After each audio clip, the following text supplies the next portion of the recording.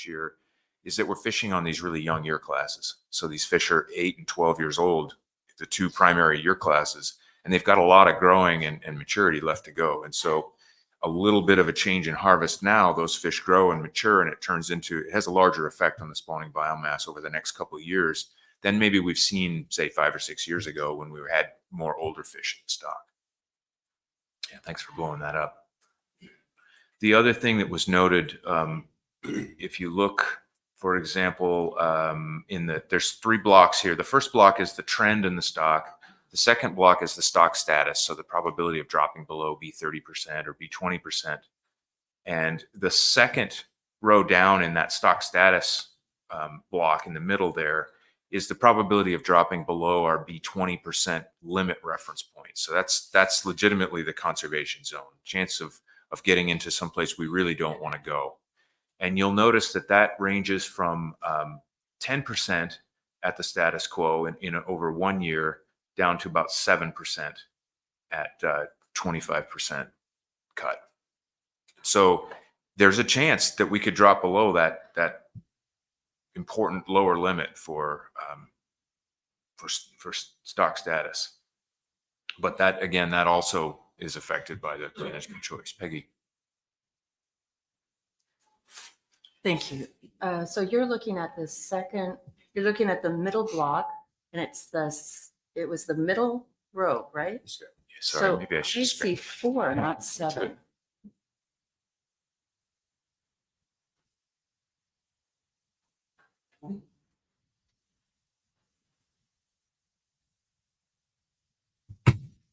Yeah, so you can see my cursor here. So it's this second row here. It's the probability of dropping below B20% in next year.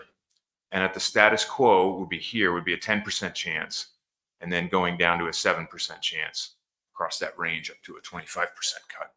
Thank you. And so I was looking at the year next and the following 28. Okay, thank you. So that's the 1 year probability, the 2 year, and then the 3 year probability. And so out at 3 years, there's a slightly lower chance, especially at some of these lower catch levels, because some of those year classes, particularly the 2016s, are continuing to mature. So we get essentially at lower catch rates, we get a little bit farther away from that reference point over a 3 year time horizon. That's helpful. Go ahead, Nick. There's another way to think about this, regardless of whether we go from status quo to even minus 25%, the probability of the stock going into that danger zone over the next 5 years is almost virtually unchanged. There's a couple percentage points. Yeah. So we could cut 25% and it doesn't even really change that much over the next 5 years to get into that danger zone. Yeah, that's another way to look at it. Even a 25% cut doesn't eliminate that chance of going below there. Yeah. Yeah. So it's not a very meaningful change at all. And if I go back a couple slides here. That's the one. So for example, here's a 15% cut, and you can see that there's a 26% chance of further decline. So the projection is the stock is likely to go up at a 15% cut, but the probability of dropping below that 20% level is 8 out of 100, 8% chance. And that's because there's such a broad amount of uncertainty. You know, there's a pretty good chance the stock will go up, but there's also a chance it could continue down at that level. And as we go through the projections, so this is, if you just watch the end of this time series here, this is no fishing mortality. That's a 25% cut. 15, there's not a huge difference in the trend there. 10, and then up to the status quo. And at the status quo, you're almost to a flat trajectory. There's still slightly less than 50% chance of further stock decline. So this is based on the split between the more fishing data and less fish data now, and that's why that probability curve is flaring at the bottom there. It is based on the current information that we have. That uncertainty represents all the uncertainty from the survey, from the fishery, our uncertainty about stock dynamics. All of that is rolled into these projections.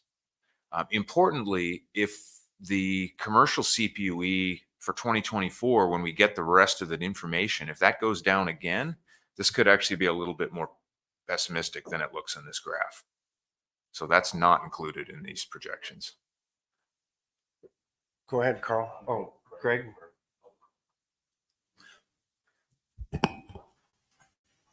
So I just want to carry off what you just, the last statement you said.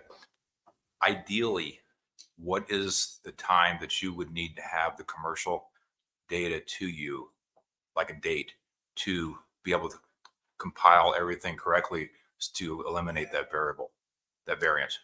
Yeah, well, we finalized it. We have to finalize the data sets at the end of October. But even then, we've always had a little bit of the fishery data outstanding at that time, because it takes a few weeks for the logs to get back to the office. So even if we collected every log right to the end of the season, and then there's boat vessels that get missed at the end of the season, some people send those logs in. So it really, I can't imagine a case where we would have all the information in time for the assessment, but we would certainly, the earlier the season ends, the closer we'll be to that.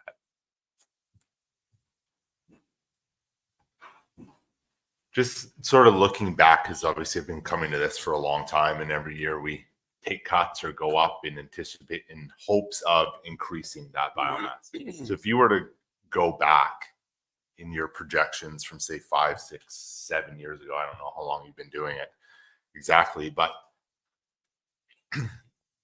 are your projections from the, like, looking back and then going forward, is it tracking how you thought it was going to go? Because that's where, when I kind of look at these, percentages, this, that, it's like every year we sit and we debate this topic, and it's like, are we implementing any, is taking cuts or increasing, is it meaningful? Because we're doing this to try to preserve the stock, but it just seems like is it tracking how you thought it would track if you were to look 10 years back? And is this where you thought we'd be 10 years ago? It's a fair question. And I without switching presentations, this time period, so basically from about 2012, 11 or 12 here, we actually had an increasing spawning biomass over that time period. And we had taken some cuts, some pretty big cuts in 12 and 13 that had a pretty decent probability of having the stock increase, and it did. And we still estimate, and we, at the time, we were estimating that was about the trend, and that's continued on. So I think as that 2005 year class kind of finished out its maturity schedule, we were pretty right on there. And then the probabilities of stock decline did go up a little bit as we started to get past that. We had a year, 3 or 4 years ago, when we first started seeing the 2012 year class, and there was quite a bit of uncertainty associated with that. And I think we've seen some higher probabilities of stock decline since then. I believe we've always had at least a 30 or 40% chance of further stock decline given the limits that have been set. And so it's difficult to say at that level, if we say we have a 40% chance of stock decline and the stock goes down, that's pretty reasonable. It's only as good as the information we have at the time.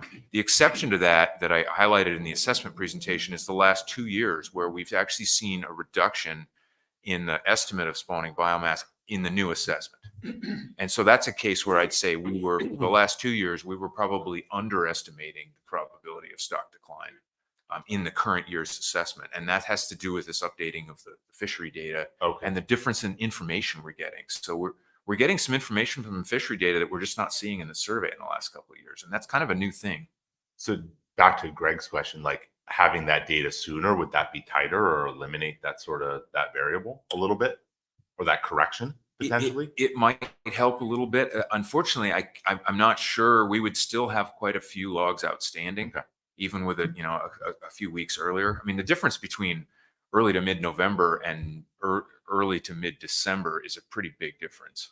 There's not a ton of fishing in that time period, but it would allow, it might allow more of those logs to come through. But I don't want to give the wrong impression. We're still going to have incomplete fishery data at the time of the assessment. There's just no way to fit it in. I need at least 9 working days to finish the stock assessment, and that's about what we end up with in early November to make it in time for the interim meeting. Peggy. Thank you. Carl was asking, before we go right, that was 2012. Yeah. And Mark and some others probably remember. Peggy, sit down. There you go. You're on. Thanks. Okay, sorry about that. So I just wanted to add that before 2012, there was a huge retrospective bias problem that Stephen Hare was trying to figure out and couldn't. And that's when, that is when Dr. Stewart came and sort of saved us by finding out where that mistake was in the assessment and correcting it. So we did have that year after year after year. We were told if we do this, then this will happen. And that did not happen. So it was very frustrating. Anyway, I just wanted to add that story. I've got a question, Dr. Stewart. Am I correct in recalling that, especially this year, it did come in quite a bit lower on the probability of our projection? Yeah, the biomass itself came in 17% lower than last year's stock assessment. And that was almost entirely due to the updating the fishery data. When I added all the new information to the model except the fishery data, we got something that was very consistent with last year's stock assessment. And that last piece of adding the fishery data, both updating the 2023 index as well as adding 2024, was resulted from that. So it wasn't just the missing logs that from last year's stock assessment, it was also the new observation from this year. The fishery is definitely showing a stronger decline than the survey. And the CPUE is the factor that pushed it down. Exactly. And it's exacerbated by the uncertainty in the survey. So where we have a precise survey, the model will fit that much more closely, but with a less precise survey, it's going to track the fishery data. And I do have some reservation. I mean, it's not necessarily the case that the fishery is always going to tell us give us a better picture than the survey. In fact, there are lots of conditions when that might not be the case, and the fishery might be responding to other factors. But I would certainly be reluctant to say, especially with a reduced survey, let's, downweight the fishery somehow and fit the survey. This is a difficult time. I don't have an easy answer to that other than that we need to get back to better surveys so we have a better comparison between those two data sets. So just so I understand the mechanics of it, you come out with your best guess at the interim meeting, then you get the late data, and you upgrade it by the time we have this meeting, or do we go with what you've got then? Yeah, so in a normal year, we wouldn't do another update after the interim meeting. We would just use those results. We don't. I mean, a lot of the logs we won't get until we encounter those vessels in the spring or until they get mailed in sometime. It could be 30 days after the season would be put them even into January before we get those. This year was a little bit different because I did an update after the interim meeting, but that was to address the issue of the lower fishery landings that had occurred late in the season to make sure that we had a projection that was pretty close to what had actually happened. I guess the takeaway from that is that even if I tried to do another assessment after the interim meeting before the annual, I still wouldn't have all the logbooks to fix that problem. But it's not just a problem of outstanding logbooks. It's also the secondary issue of we're seeing a steeper decline in the fishery data than we are in the survey.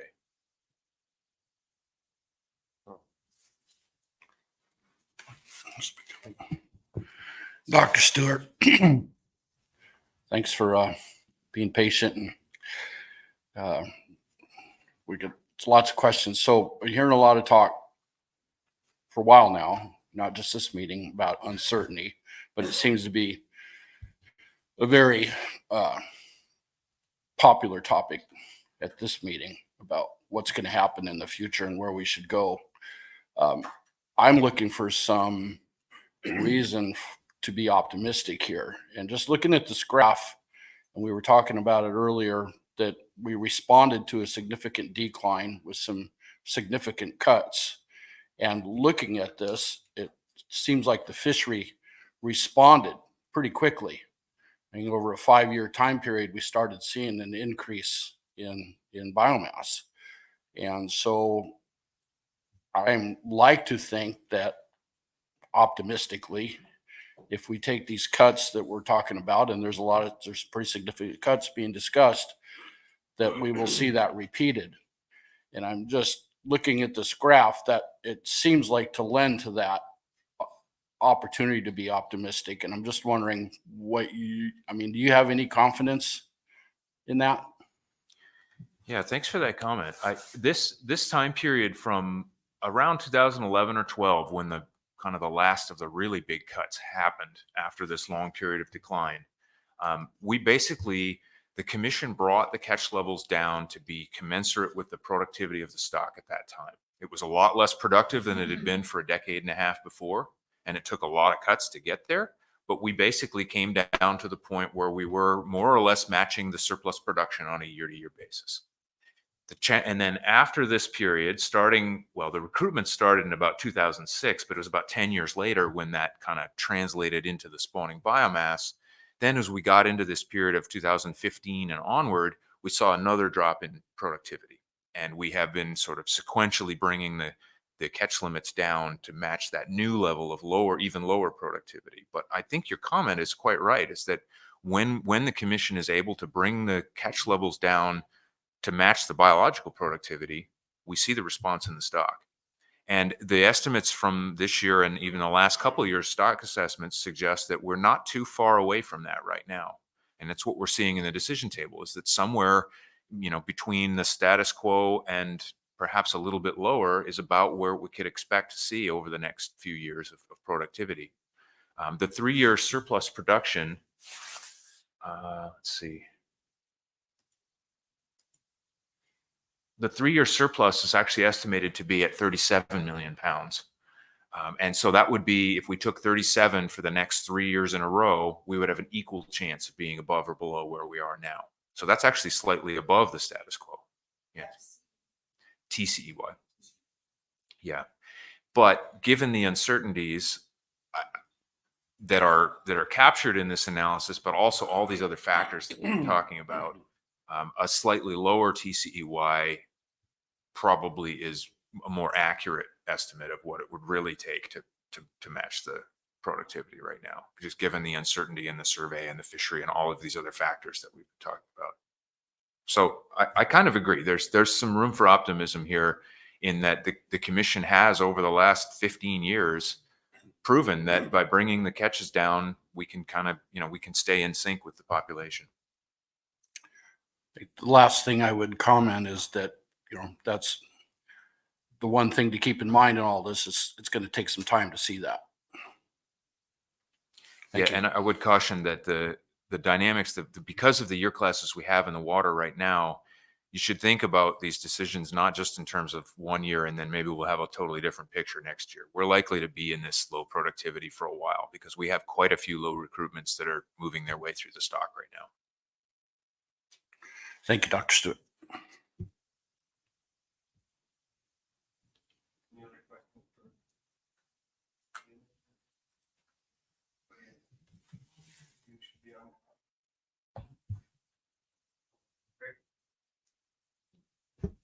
I'm not sure if you're getting out of here or not, but I'm going to speak for myself, and I think I'm going to speak for everybody here.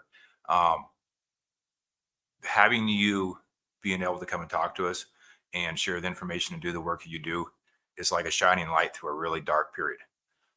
And personally, and from a business point and a family point, I want to thank you for everything that you have done. I think that you're one of the most intelligent, straight-minded, level people I've ever met. And I just want to tell you how much I appreciate everything that you do. And it gives me great confidence being here, having you part of it. And then I want to follow that, say, don't leave. Thank you, Greg.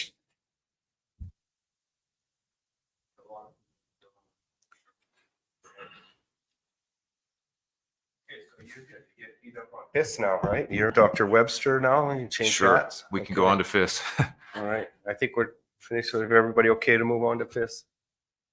Okay.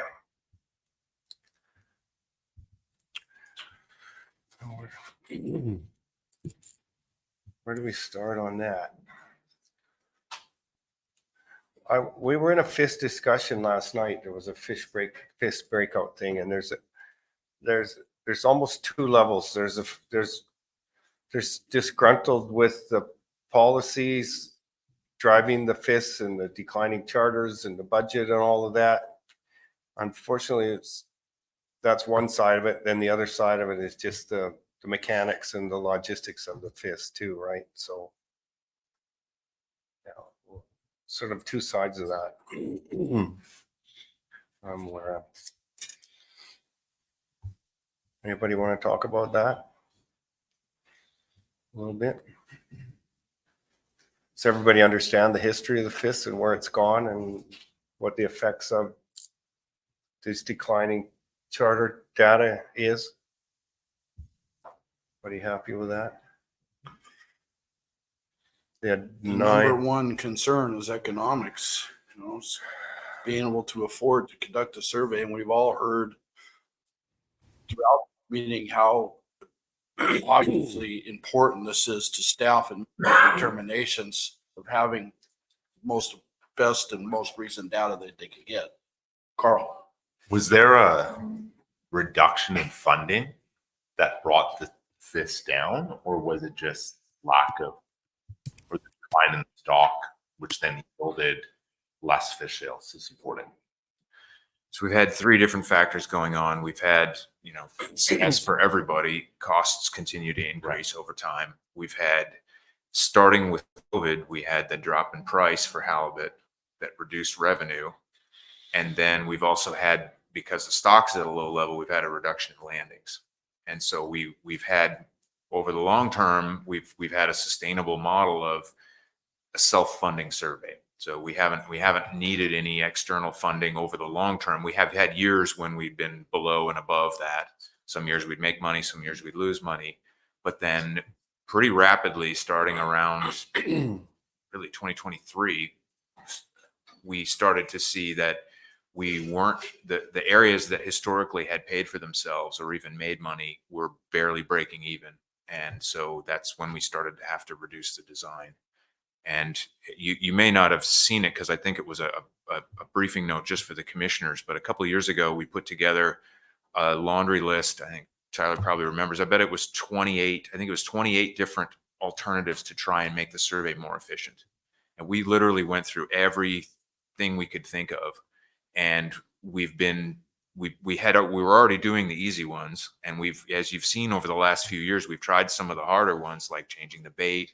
We calibrated against snap gear to try to get more vessels access to the survey and hopefully reduce our bid prices a little bit. We tried the skipper stations this year, but without any supplemental funding, we have to cover the budget. And so we've had to sequentially reduce the design. And I know there's been a lot of concern about us focusing on areas of higher catch rates, but that was the only solution to keep a survey on the water. If we didn't fish those areas of higher catch rates, we would have had an even smaller footprint for the survey. And so the staff has basically been forced to try and do the best we could do with sequentially reduced resources. And that's how the captain stations came about? That's how so the captain stations were intended to both to make it a little more appealing to the vessels, a little less running time and a little more efficient and a little more catch that would then, some of that, 10% of that comes back to the vessels, but then also to generate a bit more revenue than we would get on just normal survey stations. And just to add to the pricing metric too, I think also the competition from East Coast fish is, that stock's gone up. So it's halibut to a lot of customers. Exactly. So we're working hard to try and establish some kind of supplemental funding. The commissioners are working on it. Both countries are working on it. But really, in the absence of some supplemental funding, we're going to be stuck in this problem. We don't have any other way out with the current survey approach. So if we had 9 charters last year and 10 charters this year, and seems like the 2C, 2B ones are mostly generating revenue because we sample them every year and they're the ones where we make the most money. And then we're trying to pay attention to way out west and figure out what's going on out there. So quite a few of those charters are, even with it cut down to 9 or 10 charters, a certain percentage of them aren't really based on stock assessment either. So our data from the FIS is not just down by less charters, but down by the allocation of areas to the charters. That was especially the case in 2024. That design really just reflected the reality of having to create a revenue neutral design. In 2025, it's a little bit better. So you'll see in the 2025 design, we don't have as many stations in 2B and 2C because the commission said, hey, we're gonna allow you to move some money from the general fund, and as a function of that, don't just fish areas that make money in those in 2B and 2C primarily, which we've been relying on to fund some of these other areas. So by bringing that additional funding in, it allowed us to fish some areas out west and to move around some of the charter areas in the Gulf as well. In 3B and 3A, we're going to fish some areas that we didn't fish last year. So 2025 is definitely going to be an improved survey design, but it's still not enough to catch us up for a lot of these areas that we haven't sampled in quite a few years now. We only have 30 stations in 4B, for example. Go ahead, Nick. Yeah, just further that the funding might get worse because if these tariffs come into place, I know 2B is a very lucrative part of the survey, and if there's a 5% tariff, it could get quite a bit worse. Yeah. Oh, right. Okay, Bill. Has there been any attempts to do a better job of selling? Maybe try to do more vertical integration and maybe create a IPHC brand of some sort and direct marketing on their own? I don't know, Tyler, you want to speak to that? The question was whether there's been any effort to do more of a vertical integration. And I think the short answer is I think that might be a little beyond our capabilities, but we certainly are. Go ahead, Tyler. Sorry, vertical integration. I was messaging it back. Just to try to get a higher price, get closer to the end consumer, create maybe an IPHC brand, all sustainability, the whole thing like that, and maybe try and capture a little bit more funding that way. Yeah, I mean, we've all kind of kicked around the idea, but I think it is bigger than this. That's kind of a bigger scope than what we kind of provide, as just a kind of purely scientific entity. So, but yeah, I mean, branded Pacific halibut for the IPHC would be kind of neat. I think people would be interested in Ian's halibut or whatever. Yeah, right. Thank you. Go ahead, Susan. Sorry. I did think it helped last year when we had advance notice when the vessels were going out. That really did help. You listened to us about what days delivery would work, and the communication was a lot better. The downside was going into a port where there was only one buyer. That stopped a lot of us from being able to offer you a bid. Yeah, I'll just add to that too. This year we're attempting to actually even give you more communication. So as soon as a boat and we get that trip information, we're going to be sending out an email to all potential buyers for the potential ports we're going to go into. So you'll have a little bit more of a heads up. And we have let captains know that are participating in 2025 FIS that there's potential for multiple ports that we might be sending people due to the logistic constraints. So they do know that, but it's hard for the vessels too, because asking them to do larger runs also, they're working on a tight schedule. So we do our best to try to make everybody happy and ensure we get the best price for sure. But yeah, thanks for working with us on that. Mr. Chairman, can you hear me? Hey, we can hear you. Go ahead, Heather. Yay. It's a miracle. I don't know if you can see my hand or not, but may I speak? Of course. Oh, thank you. It is a miracle. Couple of things. In the big meeting yesterday, during this discussion, it was made clear that the less data the scientists have, the more cautionary their recommendations are, or their thoughts on how much can be taken. Can you talk a little bit about that, Ian? haven't been able to hear everything, and I don't know if you've spoken about that in this body, about the loss to the fishery when things are not clear in the data, when you don't have the data that you need. Can you speak to that if you haven't already? I can, and thanks for reminding me of that topic. So I did present that a bit as part of the survey design analysis. So one of the evaluations we did, we wanted to try and understand what's the potential effect of an unobserved bias from the survey. So as the survey gets sparse, we're focusing on the same areas year to year. We really have a challenge in that we could be missing something important with this very small footprint of the survey and not know it. And so we didn't know how that would translate directly to the stock assessment results. So we did a simulation experiment where we generated new data for the upcoming 3 years, from 25 to 27. And we said, what if the survey were flat, but the stock was actually going down by 15% over that time period? So basically, what if we missed the signal? How much of that would translate into bias in the stock assessment? You might think that because we've got fishery data, that might keep us out of trouble, basically, especially if the survey is uncertain. And that was true to some degree. So we didn't just see a 15% bias in the stock assessment. We actually only saw about a 2 or 3% bias in the spawning biomass from the stock assessment. And that was because the fishery data does help us out when the survey is less certain or biased. However, when we started to look a little bit more closely at the results, what we found was that if there was an unobserved bias, we would underestimate the fishing intensity. So we wouldn't know that we were fishing as hard as we were.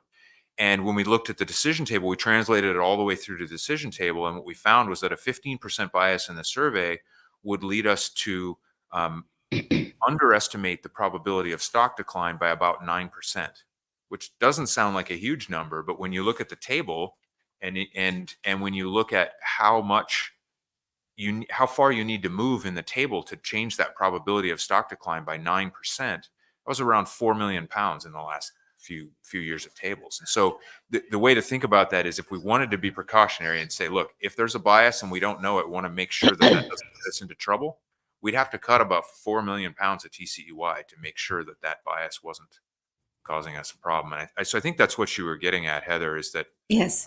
In order to be precautionary in light of a much reduced survey, there's actually a direct cost to that. And I think Jeff Kaufman yesterday noted that reduction to be precautionary is probably more expensive than actually just funding the survey straight Yes. away. The problem is it's two different pools of money. Yes, I know. And yes, he did bring that up. That's my colleague, Jeff. And so we're pretty concerned about that. And so I wanted this body to understand that this costs money for everybody if you're precautionary. And so it's not a good situation when you don't have the money for the survey. The other thing I wanted to bring up, well, a couple of things really. One, and again, people may know this, but they were in the big meeting yesterday, that the Commissioner Curland made a motion to change the wording of the direction to the design of the FIS, and it had the form of having it not linked to revenue neutrality. And up until now, it has been, and I know you've taken some money out of reserves, or the Secretariat has taken money out of reserves. Also, I was part of a group that went back to DC actually a couple of times to try to get additional money from the Department of State. We did get a little money, I believe, through the congressional means, and also Canada's put in a little extra money as well, but it isn't enough. And so if you still stick to revenue neutrality, trying to fund the surveys completely from the revenue from the surveys, it's not going to work going forward. And so he made a motion to change that, to stick to a FIS design that was legitimate and got the data that you guys need.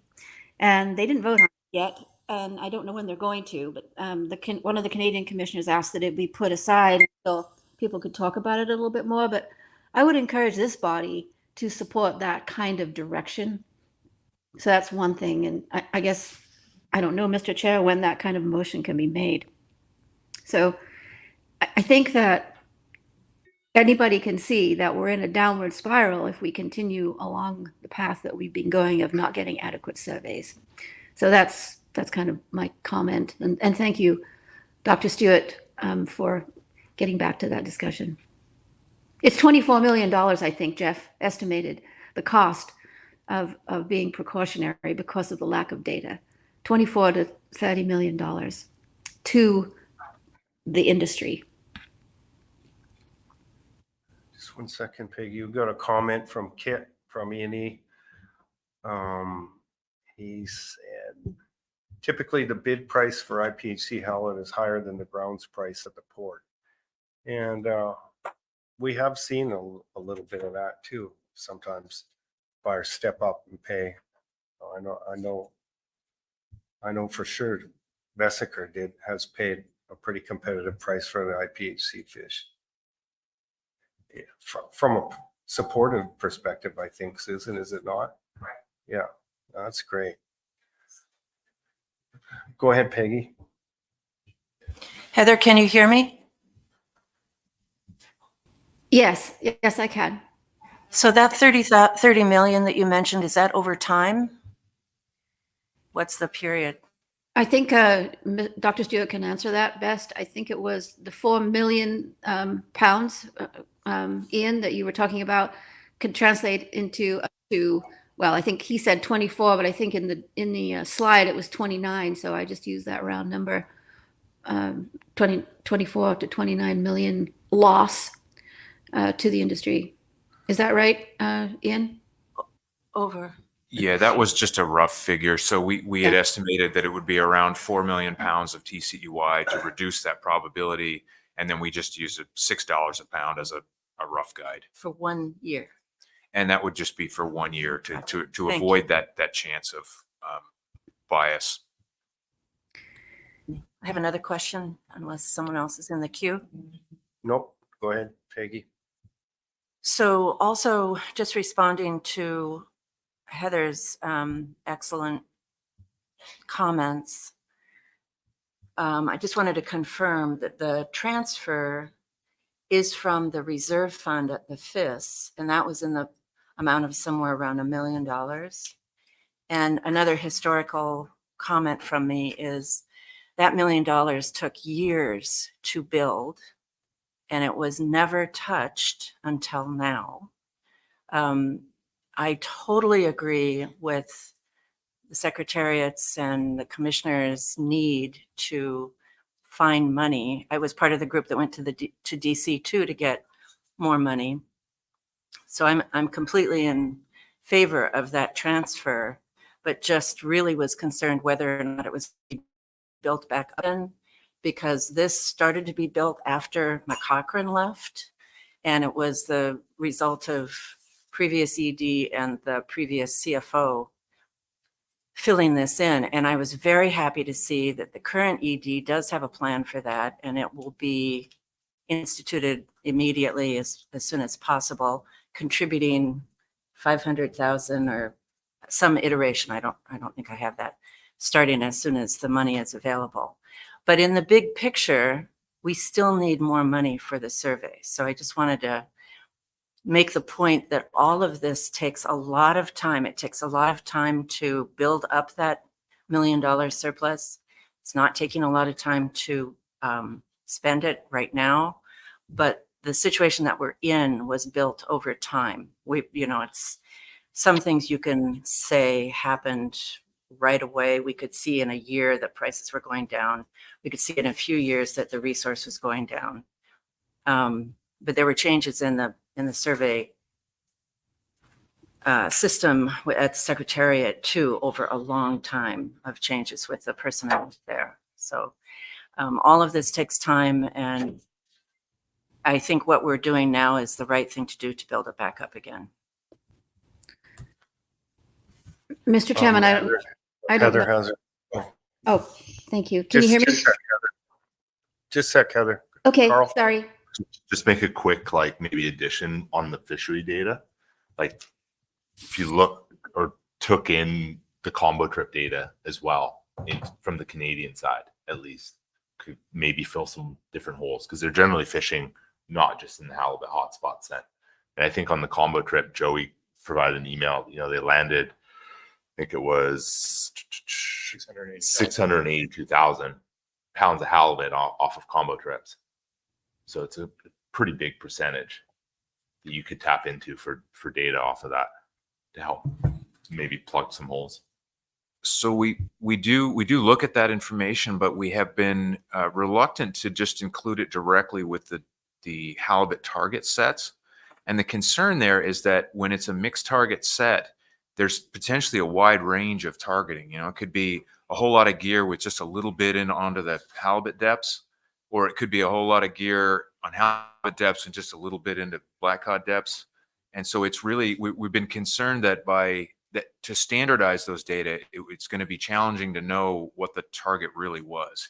There's a wide range of strategies there that would be considered mixed target sets. Our port samplers do ask the skipper to identify on a set by set basis, what was your target for this set? If it's a halibut target set, we include that in the CPUE. But if it was a mixed target set, to date, we haven't included that in the CPUE.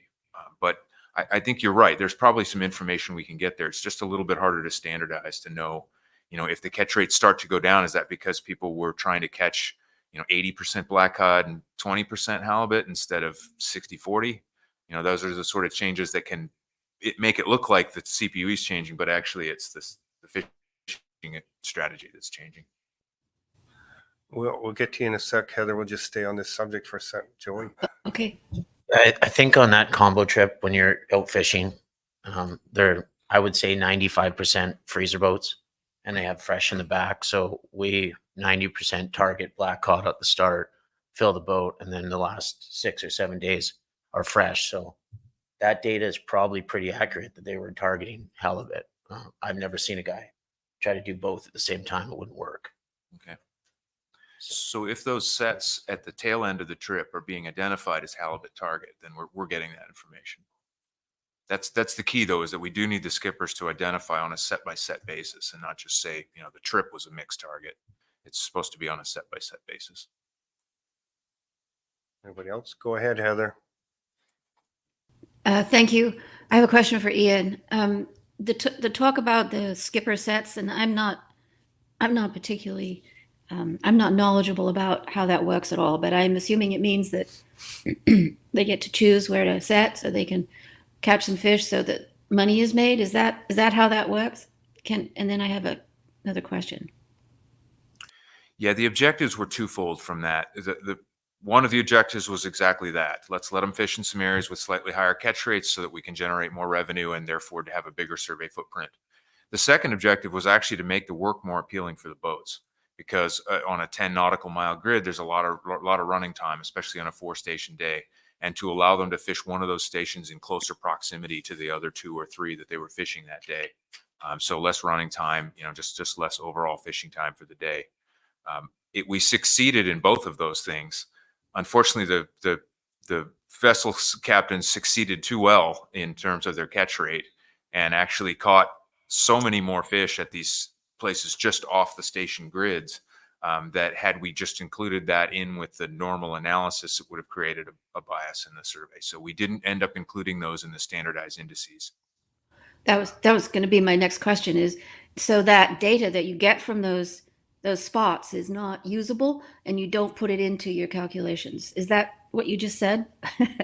That is what I said. For this year, that experiment did not turn out the way we expected it to. We expected them to catch more fish, but they caught even more fish than we expected. And the demographic characteristics of those fish were slightly different. So they also caught larger fish on average.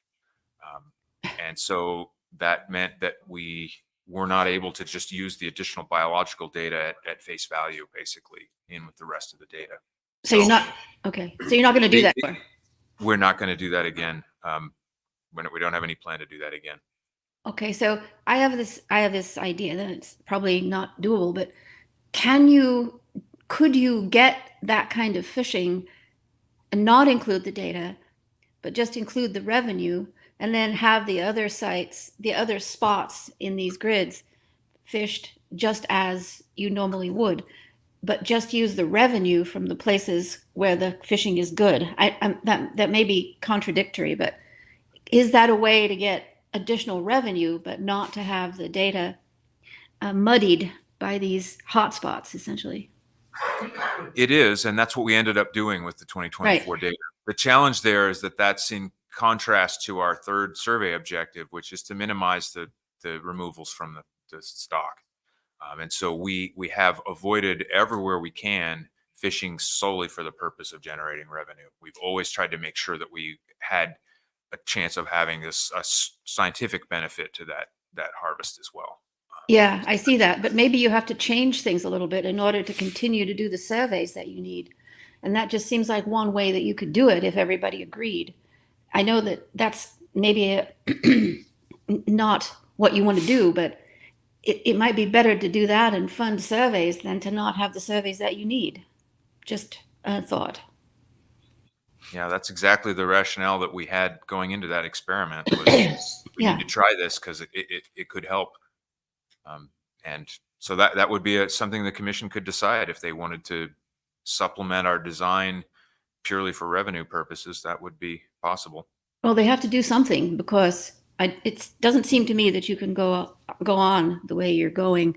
You need either a big chunk of money from both governments on a regular basis, or you need to get grants of some kind, or you need to make revenue somehow from the resource. And people have to agree to that. Harvesters, processors, commissioners, everybody.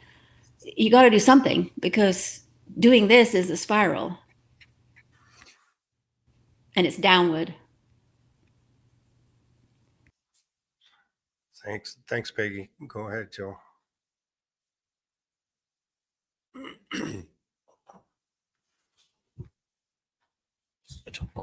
There it goes.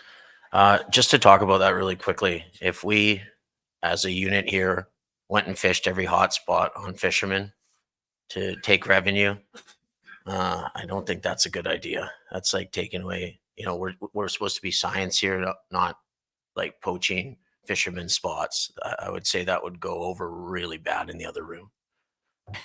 Yeah, I agree. But if people recognized the dangers of not doing it, of not doing something to improve the surveys, they might think differently. I don't know. It's just a thought. I'm not advocating for it on behalf of the fishermen, that's for sure, because I could see that. I used to be a fisherman, so I get it. But what are you going to do?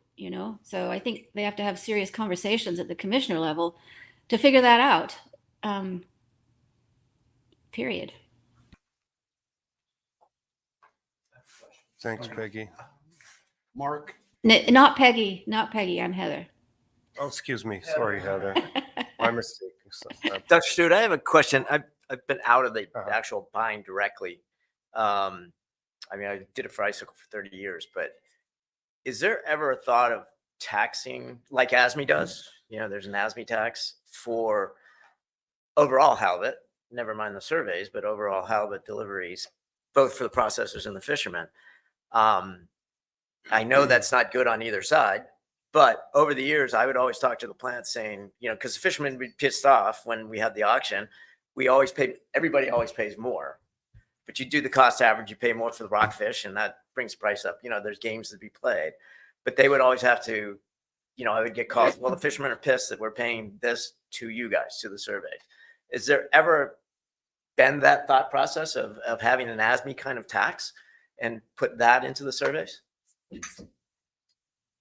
Well, there is a fish tax already in Alaska that goes to funding the port sampling program somewhat indirectly. So that already exists. I think the challenge for the commission is that would have to involve the domestic agencies to collect and implement and get that back to us. And honestly, the logistics of that are mind-boggling. Mm.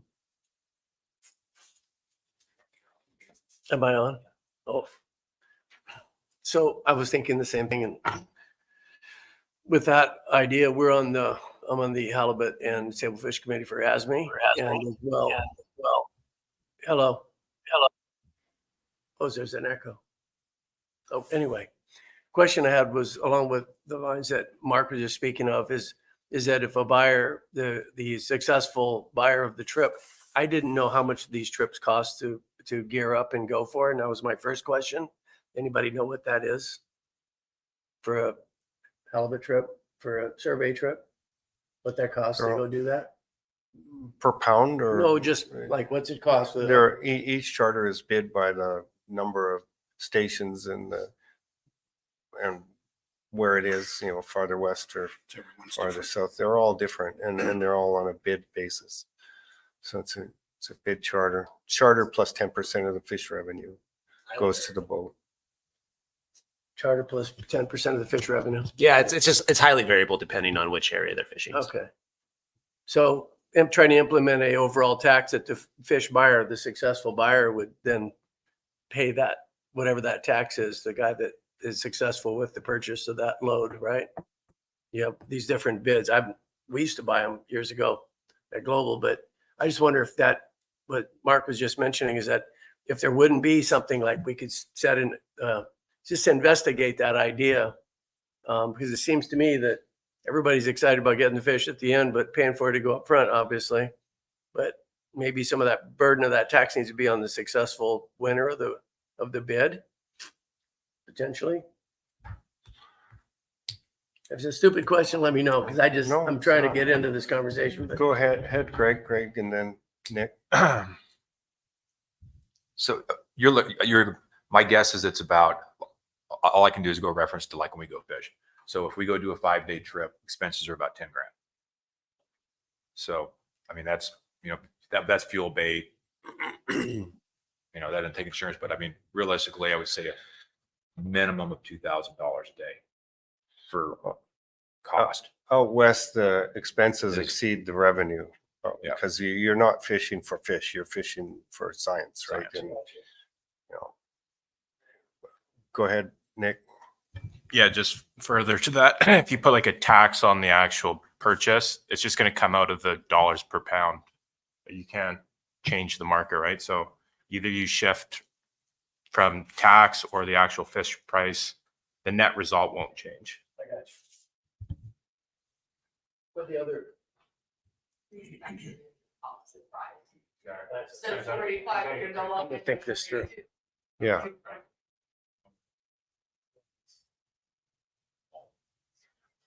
Well, in Canada, the black cod fishery is use of fish pays for the management. There's a per pound fee. I mean, and we've been talking about that. Lots of people have been talking about that. We're right now we're going into more charters, fishing in areas where there'll be less revenue, and we're going into the contingency reserve fund, and we've got some spot at best external revenue. So we're just kicking the can down the road. We're not, clearly the stock isn't going to change much up or down no matter what we do here today. We could cut 15%. We're going to be back cutting 15% again next year, and having all these same discussions. We need some bigger scale funding things. We're not going to be building up the contingency reserve back from this year with anything that we're seeing, and I don't think anybody has any illusions of that. I mean, if use of fish is for sable fishing Canada, I'm not saying it's the greatest. I'm just talking about alternatives to bring it in the room. Pays for all the management. The charter, there's a charter and a per pound fee, and the revenue from that pays for all the management, and it's expensive, and it's been working, and the resource is well managed. So, I like to think outside the box, right? So what if we did a fundraiser of and started soliciting sponsors for some of these charter trips? It's a good idea. I mean, we have customers, obviously, that rely on this fish for their stores and food services and everything. What if we all have great customers? I mean, maybe we need to consider a sponsorship program for these charters. I'm not kidding, by the way. I've fundraised for a lot less. This is very important to our fleet. Yeah. And I sit on this committee for ASME, and I listen to the same conversation going around, and it's always this tax burden of how much it costs to go do all this. Well, maybe we need to lean on some of our customers that we give this fish to, and we need to get some sponsors into this IPHC charter business. Just a thought. Go ahead, Joe. I really like that idea. I think on the fishing side of things, the gear guys, all the ropes, everything we use would sponsor for sure. You look at a good charter boat anywhere on the coast, they have about 100 stickers and they're getting free boats and free engines. I think he's right. This is the way, and I would love to help. I'm good at that also. There we go. Let's do it. About the fuel suppliers. See that? Yeah, that's No, right. serious, LFS, name the list of vendors. Fuel, Delta Western, those guys are, anyway. big money. We'll make our vessels look like a NASCAR, but. Yeah. I can see the marketing campaign already. Can you see that? And similar to what Bill said, you could market the fish. This is IPHC fish. This goes to support our, West Coast fishery. And this is the only fishery that's jointly managed by Canada and the US. It's a point of pride. It really should be. And it isn't, we're not promoted as such, I would say we should have a. Okay. Okay. It means other business. You're done. Thank you. Okay. Yeah, I'll have to go outside. that's great. Okay. Thanks. Just quick comment. It's So, been bouncing around. I Yeah. sat in on that finance committee and you touched on it, Peggy touched on it, but dipping into that reserve fund, we're borrowing $1 million from that this year and there's $1 million left. So we're 2 years, we have maximum 2 years worth of borrowing from that. And we're, made the point was made that we're not going to be able to pay back into that. So we're, this has got to be, we got to come up with something. yeah. So we don't get it into other business, there'll be no business. We're all talking about the cost, but there's another way to look at it is what is the cost of not having those surveys and having that information? Norm, do you know or anyone know what that surplus fund peaked at in the last 5-10 years or whatever? I would assume. No, I don't think they've touched it for a long time. So Okay. I think the peak was the peak was $2 million. It was $2 million. Okay, gotcha. This is the first time they've gone into it Yeah. for Yes. some period.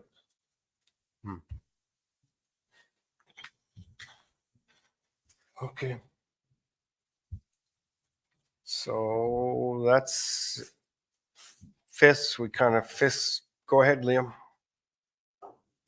Just one thing I'd like to add, if the IPHC puts a little marketing package together for each delivery, each boat, vessel crew, where the fish is coming from, it could help the buyers, the processors, promote it to the customers, possibly get a higher dollar value.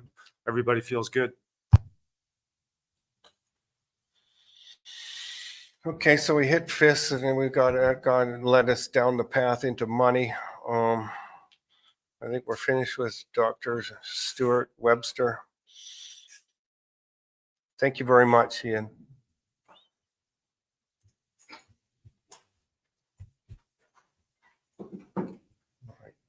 Blanked out on again.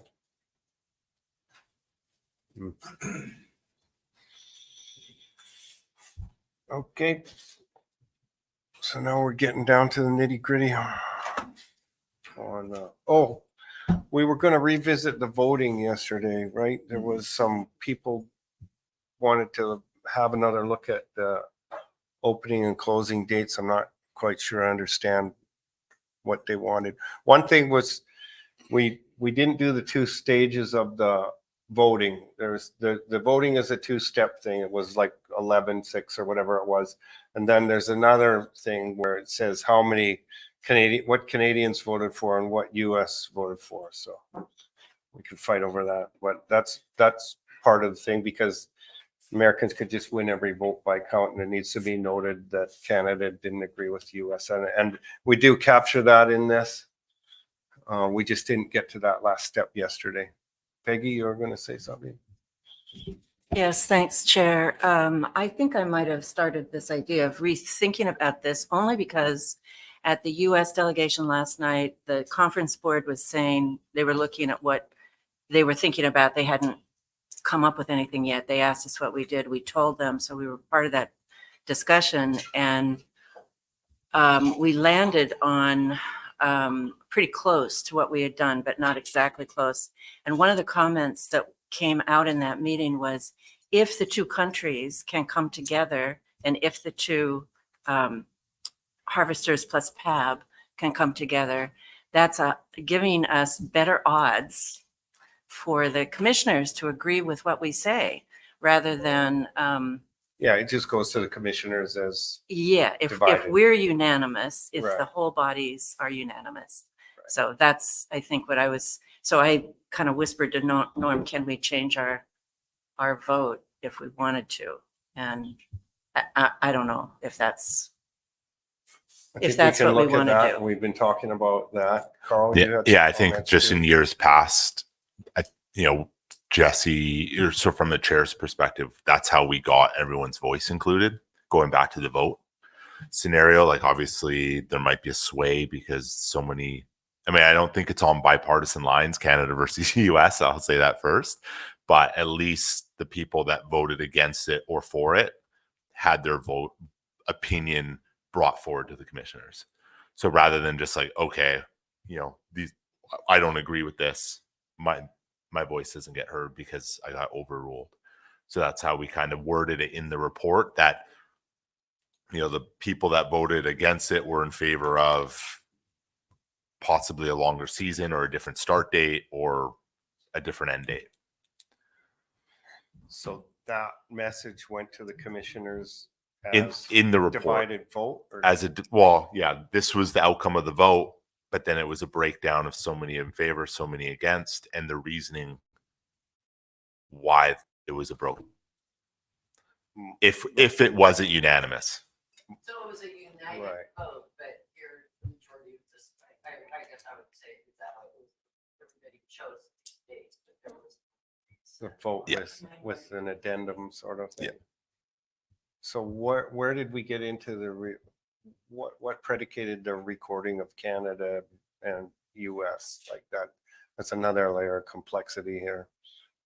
Right. It's standard. Yeah. Okay. Well, it makes sense. Otherwise, I mean, you could just go 11-5 every vote all day long and be done. Go ahead, Greg. So I guess I kind of forgot about this, and what's just got brought up. I remember, and I guess it was last year, and I think Norm was given the report to the commissioners, and I felt that the thing that was being, I guess, made the most important point is that it wasn't, as a group we voted whatever we voted, that the commissioner was emphasizing the split between the countries. And I didn't think that was, not that's not relevant. I don't think that was the point. I think it's, it's not us against you. We're trying to work together. But I really felt, and I remember talking to Norm about it afterwards, that was the point of emphasis that came out of the discussion between the PAB chair and the commissioner, as opposed to, as a group, we're working together. And this is what we came out. I like the idea of saying, this is our vote. This is what it was. And the people that weren't supporting this was their position, not that this country was doing this and that country was doing that. Exactly. It's like, because even like on the US side, it's not unanimous as well. So, it wasn't Canada versus US in the sense. It was just, okay, here's the overall vote. And then it was a breakout of for and against and the reasoning why with some context. Yeah, I think that's right. Oops. And I think that this opening and closing date is probably, out of all of them, most likely to be Canada versus US, because a lot of Americans want to close and Canadians don't, because of access, really. Well, Carl, yeah, you're a hybrid. You're the one. You're the yes on the left there, right? Yeah. But, by and large. I don't know why we're doing a Monday. That was it, okay. It's the worst day to start. And Oh. that's, so, And to touch onto that, we're opening on minus tides, Yeah. which the is tide is a nightmare. brutal then. I didn't have the tide. I was trying to find the tide book, but I suck at the computer. But I like having this discussion again because it's What are good tides then to open? Keeping in mind that we always open on a Friday or Saturday. so the minus tides start on the 11th, which is a Tuesday, and then the 14th, the tides are no longer minus. So, I mean, that was, I thought the 14th was the day as soon as I looked at the book, but you know, and Could we make a friendly motion to change the start date? we make a All right, motion to Tara. open the vote. We tear Could it up. I make a motion to open the vote for the start date? second, if I can. We'll make a motion to revisit the whole thing. Yes. Yeah. And I'll make a motion Nick makes to that. change the wording to reopen the whole thing. It's a little too official. Second. And I'll second. Someone the second, Greg reworded- seconds that. Reopen the whole thing. Heather would not like that. Okay, so somebody would like to make a motion for a starting date?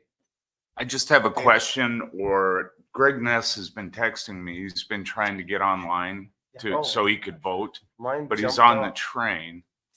He's wondering if he could call in to give his vote. So who is this? Greg Ness from OBI. Oh, good. Yeah, I mean, I give could you a vote proxy. for him if that was Do a acceptable. proxy. Yeah, why don't you do a proxy for him? Okay. If that works for Provided the he chair. trusts you not to sell the farm to the. Well, I'm Canadians. just gonna vote the way I want to vote. There you go. All right. So. Okay. By the way, I got thrown out of it again. you're allowed back. This is Kit. I have a question. We can hear you, Kit. Yeah, so I missed the first part of the whole meeting. I didn't have audio, so I don't know if we did a roll call or not. But I did notice in the online participants that Peninsula Seafood is on there as well, and I don't know if he was up to speed on how to vote. That could be another new voting member that was different than yesterday. We didn't get accreditation. Jeff Granum? Jeff Brandon, right here he is. Yeah, he's accredited. I'm here, present. Sorry, I wasn't in yesterday. Oh, hi, Greg. I guess you were, we asked if there was anyone new earlier, and I guess we missed you. So if he wants to vote, then we're gonna have to lock him in on the online voting. So I'll send him information. Okay, he's going to send you a link to log in for online voting. Okay, roger that. Thank you. And I understand Casey's online too. Are you on, Casey? Couldn't make it in.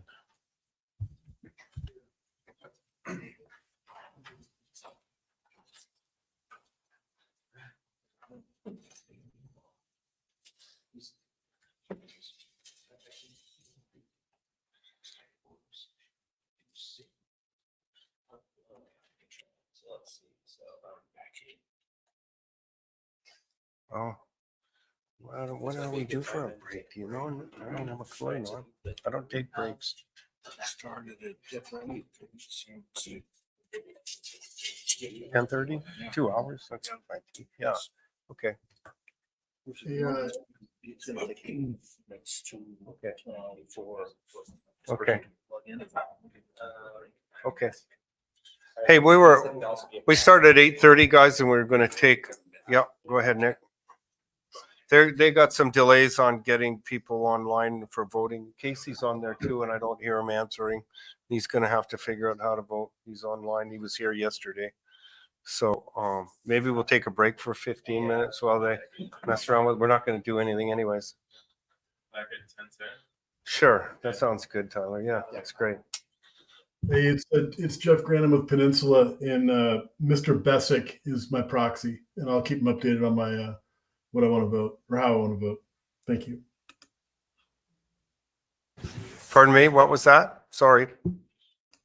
This is Jeff Granum with Peninsula Seafoods, and Steve Bessick with Pacific will be my voting proxy, just to help help things move along with the online. Perfect. Thank you. Mr. Chairman, can you hear me? This is Heather. I can hear you good, Heather, and I'm Thank not going you. to try not to call you Peggy again. I apologize. I'm way older than Peggy.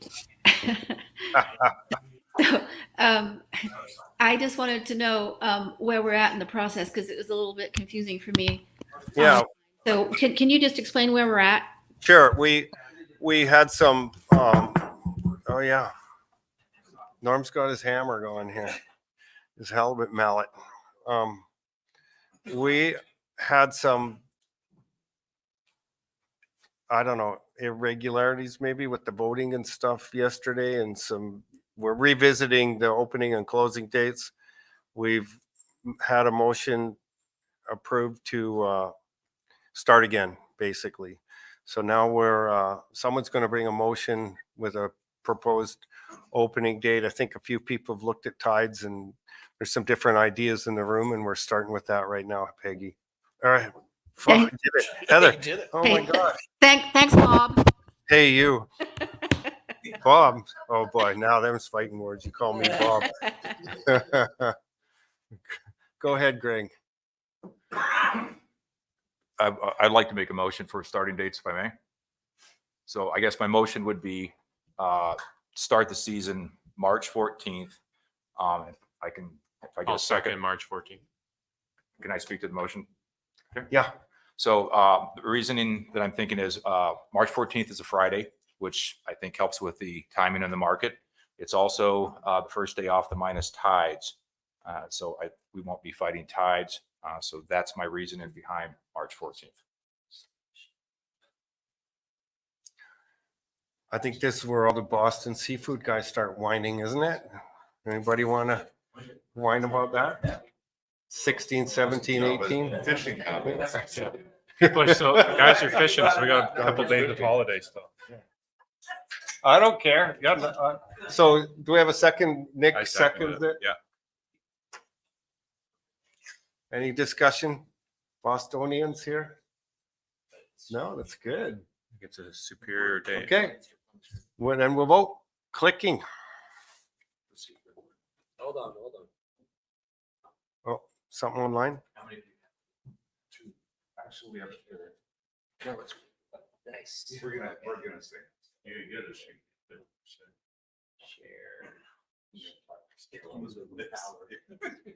You good with that date, Norm? Yes.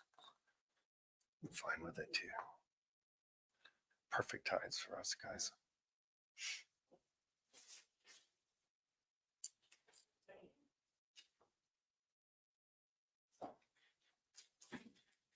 Everyone make sure that theirs is highlighted.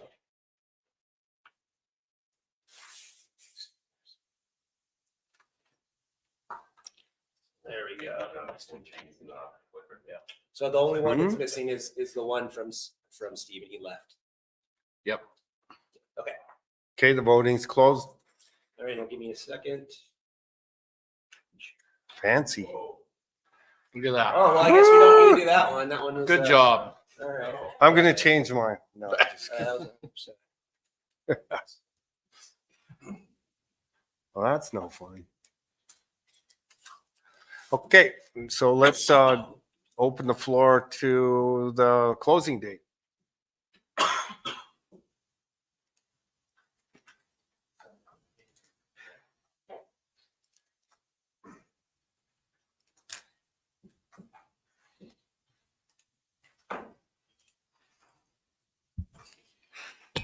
I'll make October 31st.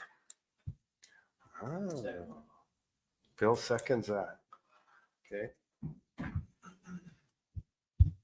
Discussion?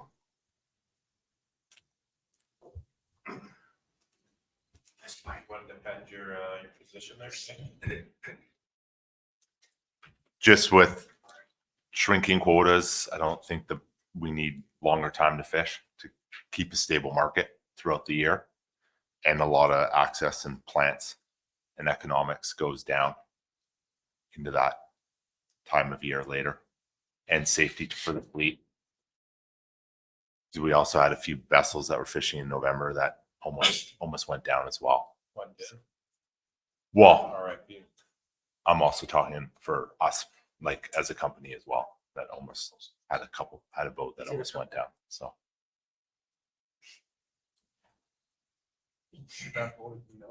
Mhm.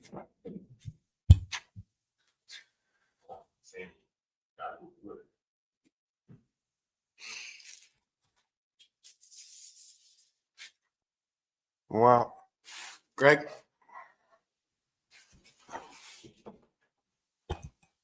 So I'm going to acknowledge the fact of some of the discussion we had yesterday about some companies wanting to stay open longer. And if it's closed earlier, then they can't. I'm going to close October 15th. So it's not that I don't have a dog in the fight, but I always go, I'm a full-time fisherman too. I do think as a part of a governing body that we carry some responsibility to the statement and the mission that we put out there, that if we give, as I like to use the word, false hope, that if we say, oh, it's going to be open till Christmas, somebody's going to wait, and then somebody's going to get in trouble, and then something bad's going to happen. So I'm not saying that's my position.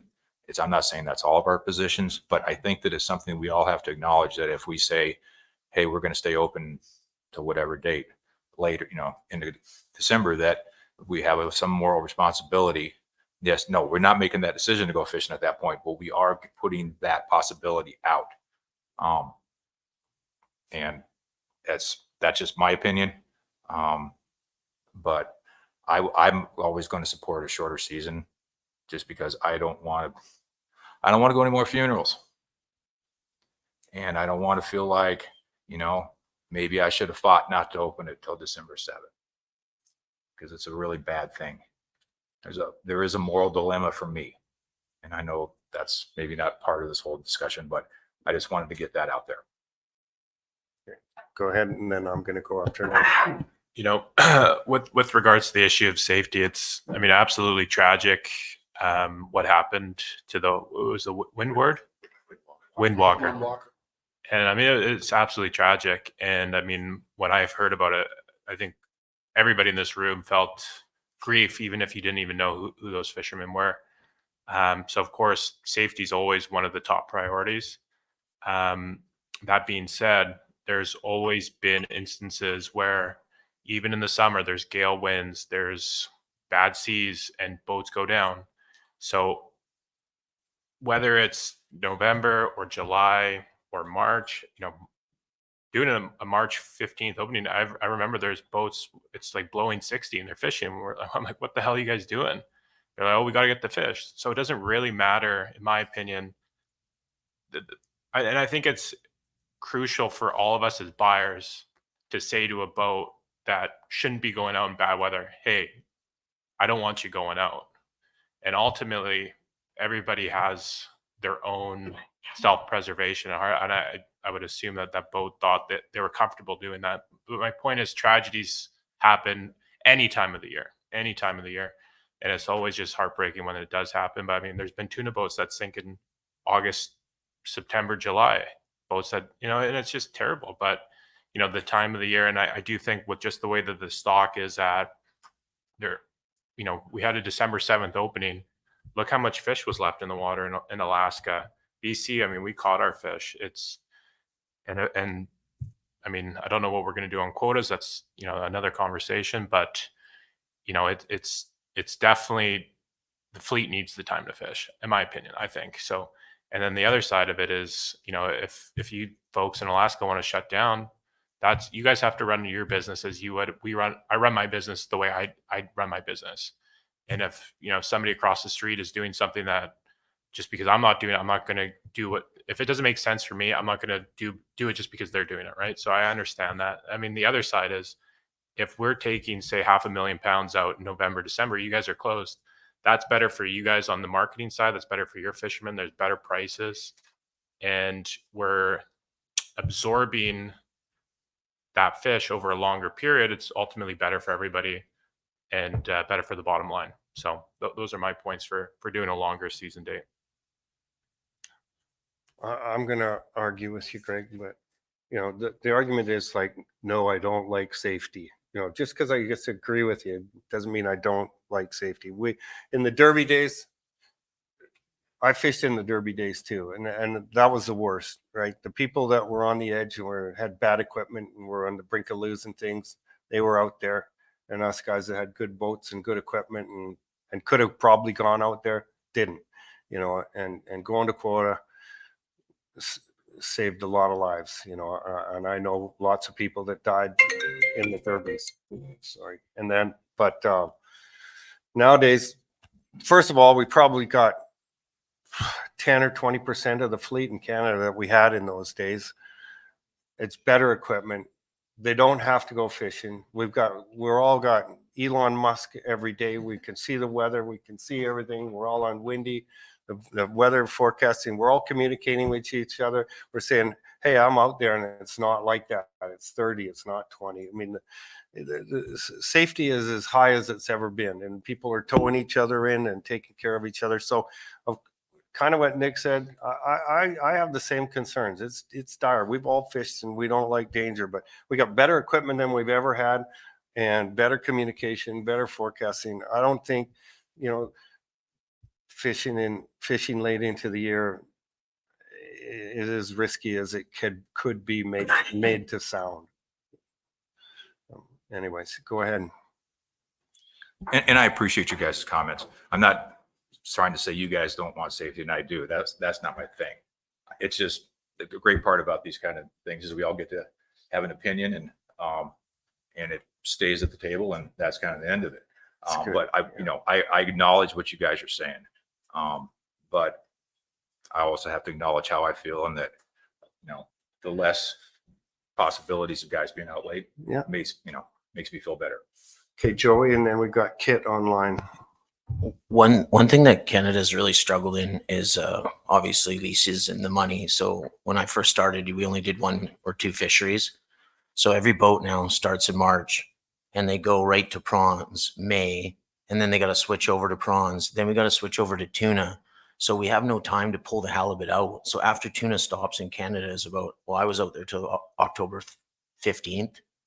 So then that means I have to come in, unload my boat, and go try to finish a block.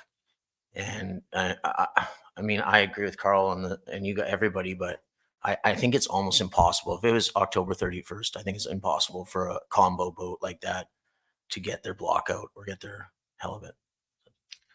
Might push them out in bad weather. I understand.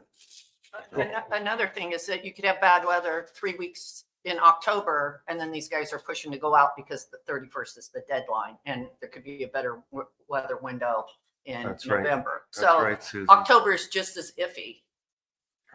Yeah, and so you're still pushing people out because they have the deadline.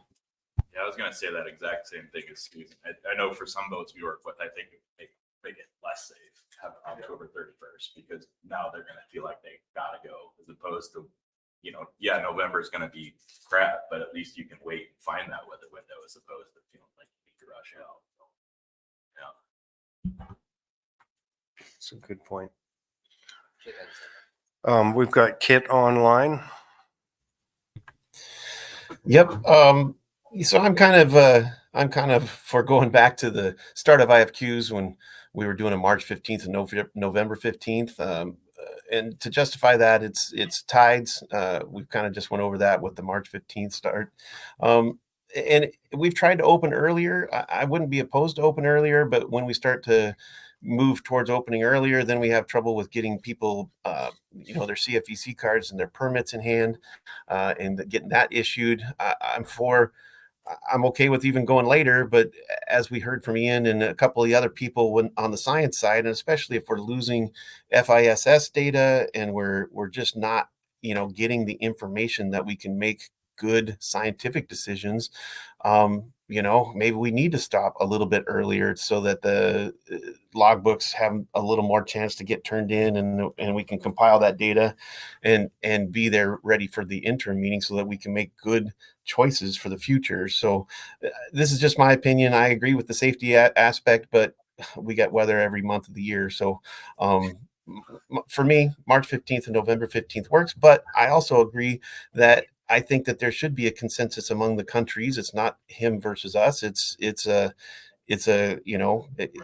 united front going forward to the commission to show that this is an agreement between countries and we are in consensus.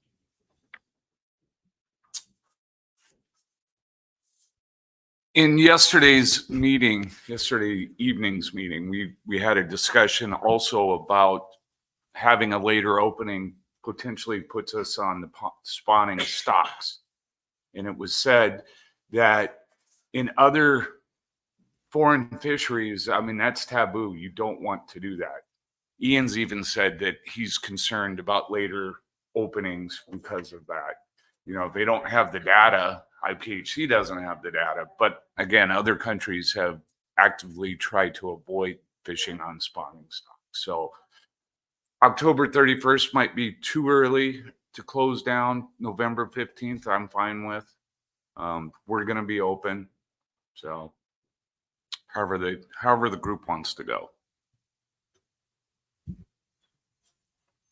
Yeah, we have a motion and a second for October 31st, right? Yep. So either somebody offers a friendly amendment to that, or we vote on the motion as it stands. Can I offer a friendly amendment? We change it to November 15th. Liam.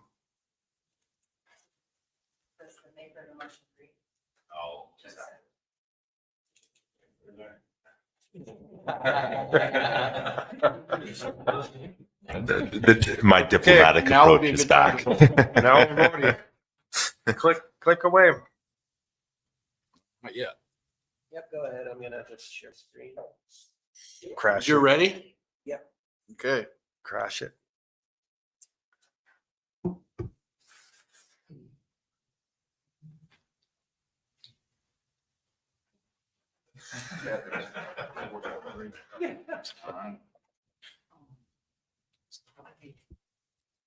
Did you get I got it.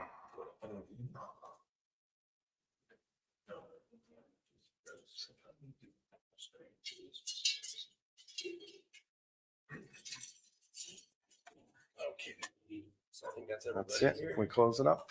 Okay, voting's closed. All right. So let me process that really quickly.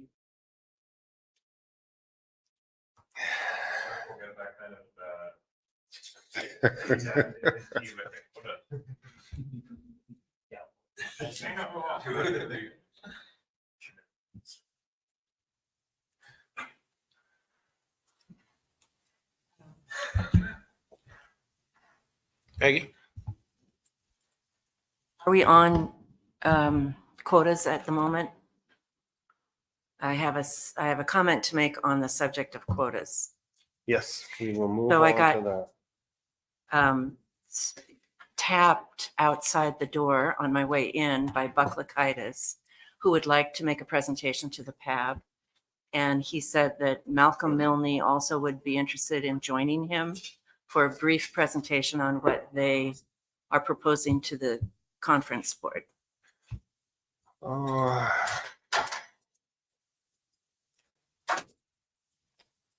We okay with that? That sounds rough to me.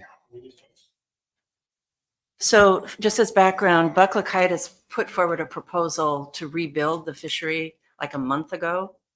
And he also took some issue with the process at IPHC, that some predetermined ideas were already baked in and that the folks who had different ideas were not really being heard. So he is being heard at the conference board this time. Malcolm Milne, and Buck has fishes mostly Region 4. Yeah. Yeah, you guys might know him. Malcolm also fishes that region, and he, in a quieter way, and Malcolm's got a lot more, I think, years here, understands the process and is comfortable with it. Malcolm also has been supporting a pretty big cut. So both of them are supporting a cut. I think it is more than what the conference board is considering this morning.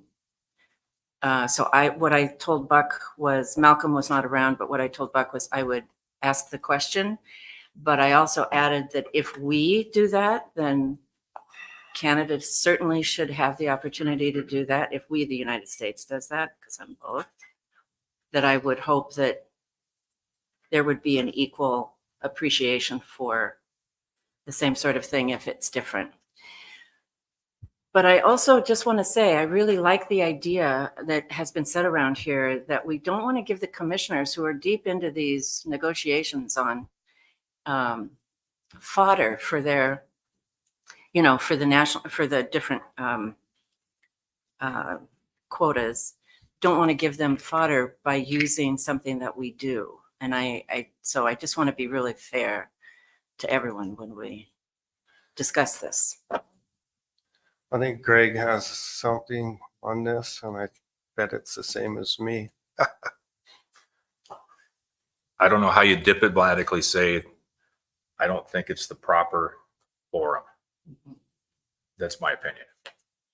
If they didn't have a forum to put their stuff into the process, would be a different case, but yeah, they do have one, and they have had lots of chances to speak, and they take full advantage of their chances to speak. Yeah, and I think that when you go and you address where they have the question and answer session and those kind of things, and you submit proposals to IPHC, those are the forums. I don't think this is the forum as a processor advisory board. And if it's larger than that, they have a date to make submissions before January 15th, right? So I don't see how it fits in here. I see Heather's got her hand up. I do, Mr. Chairman. May I speak? Yes. So these two people put in regulatory proposals, and this body is going to vote on the regulatory proposals. Isn't that correct? And so it seems as though we might hear about the regulatory proposals that are being proposed. I mean, that seems like a normal thing to me. So I would say that it's necessary to have them speak to their proposals. You could put on some sort of parameters about how long and whatnot. But we are going to have to vote on those regulatory proposals. That's part of our mission, right? Just a second, and then I'm just going to speak about the process. Thank you, Heather. That's great input, and Nick is next. But it looks like after we finish the mortality stuff that we have regulatory proposals, and they have both submitted regulatory proposals that we'll put up on the screen. And maybe at that time we can decide whether we'd like to have them come and speak to them or not after we see what they are. Does that make sense? Yeah, I was just going to say that, Bruce. I'd rather tackle the mortality limits, give us enough time to do that, and then when we come to the proposals, if we want to invite them in to kind of just speak more to those, I think that would be maybe the best use of our time. That makes sense to me. I don't care about the order, but yeah, if we finish what we're doing and get to the regulatory proposals, it just makes sense to hear about them is all I was saying. So that sounds right. I'm sensing from the room that everybody's kind of agreeing with that. Yeah, that's good. Let's do that, Heather. Let's move on with the mortality stuff. I don't think that's going to be a big deal either. Greg? So I'm looking on the agenda. I don't,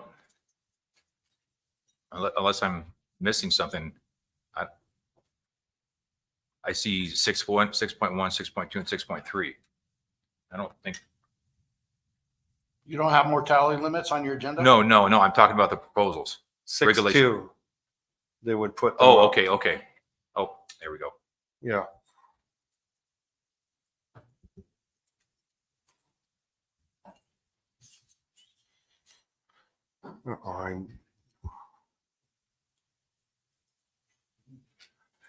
Okay, go ahead, Peggy. I think that's also a great idea. I just wanted to note that Lakaitis's proposal is not written in regulation language. So the word before this meeting started was that would not be considered for a proposal that would be changing the regulations. But I think we definitely should discuss it and comment on it.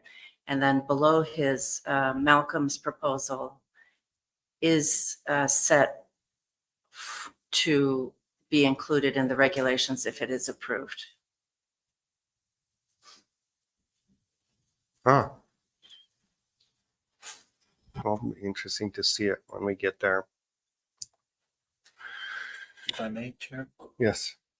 For those of you interested, those regulatory proposals, both the Secretariat, the contracting party, and the stakeholder proposals are in the PAB website. So you can find all the PDFs, the individual PDFs for all these proposals there. You could spend 45 minutes looking for that if you want.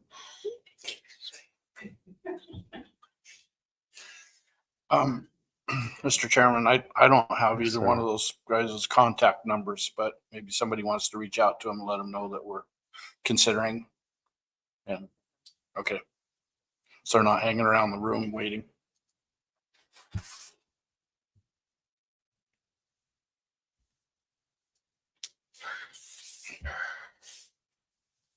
I keep getting kicked off. From Adobe Connect. Mm-hmm. Tyler keeps putting me back on. Mine just goes to a blank screen.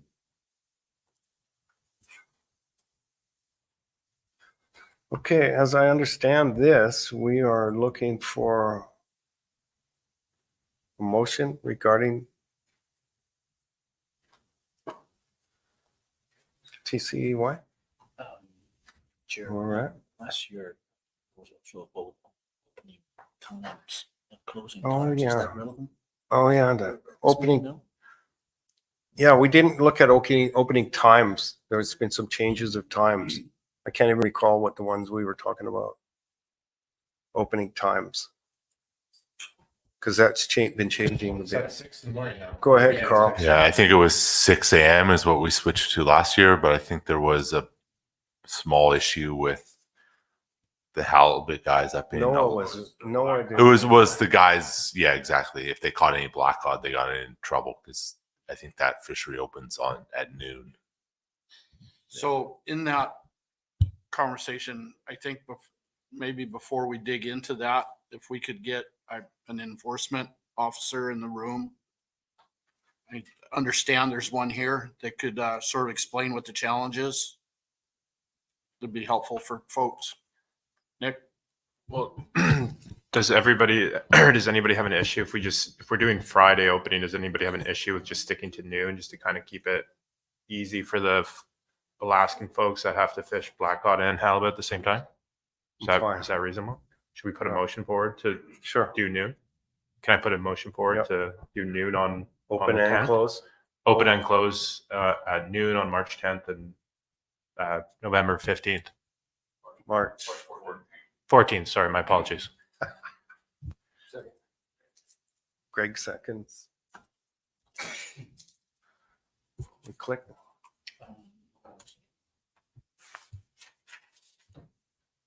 Sorry, I should have included that in it. Forgot.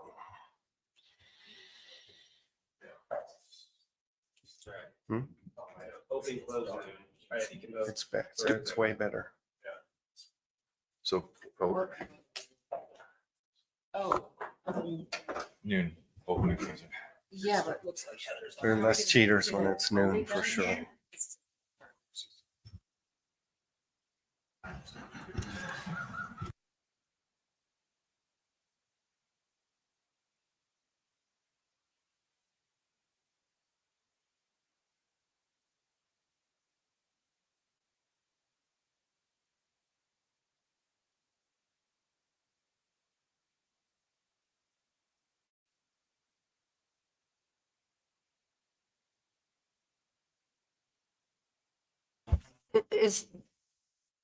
Can we make a proposal to change the start time for the following year? Maybe start the wheels in motion? Yeah. Because then it can go through all the different bodies.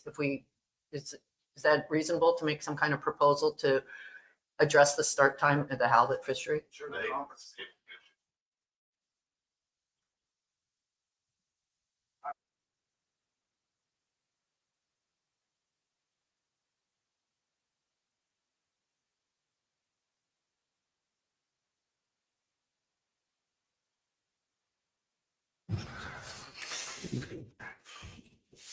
Does it have to come from now to be a proposal for review next year or not? That proposal Yeah, is too late for this meeting.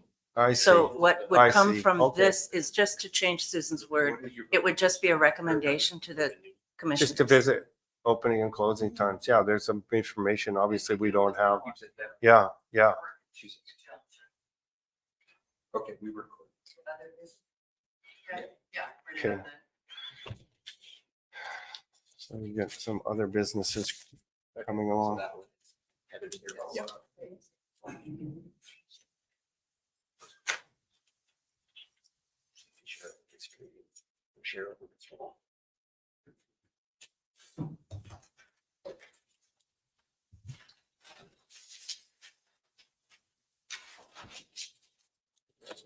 Okay. I see, Heather, is your hand up again, or is that a legacy or?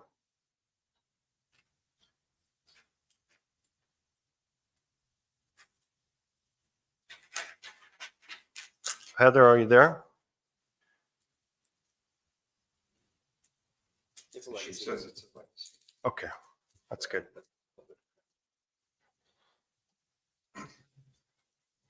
Sounds good. I'm sorry, Mr. Chairman. I keep getting kicked off like you do, so I have a white screen.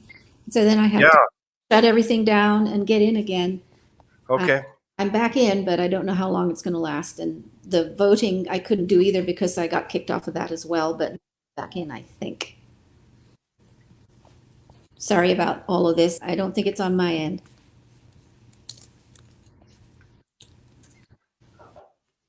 Did we see the result of that, Tyler? Yeah, it's I missed it. Unanimous.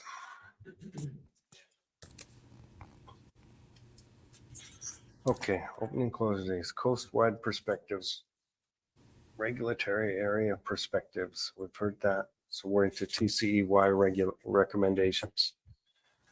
Is there anything else that would anyone like to discuss before we get into the TCEY on that subject?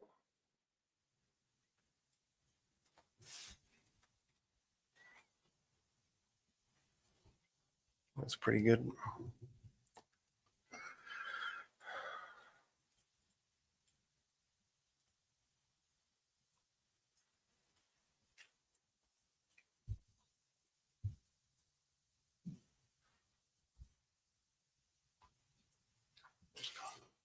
Look at that.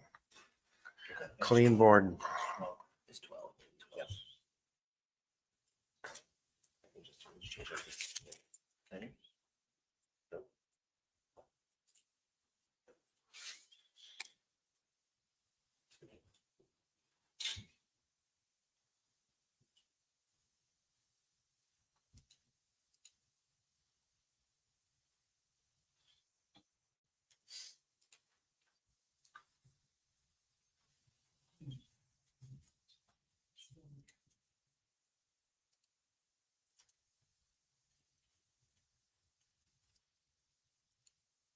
I think we need anybody from staff to speak to this.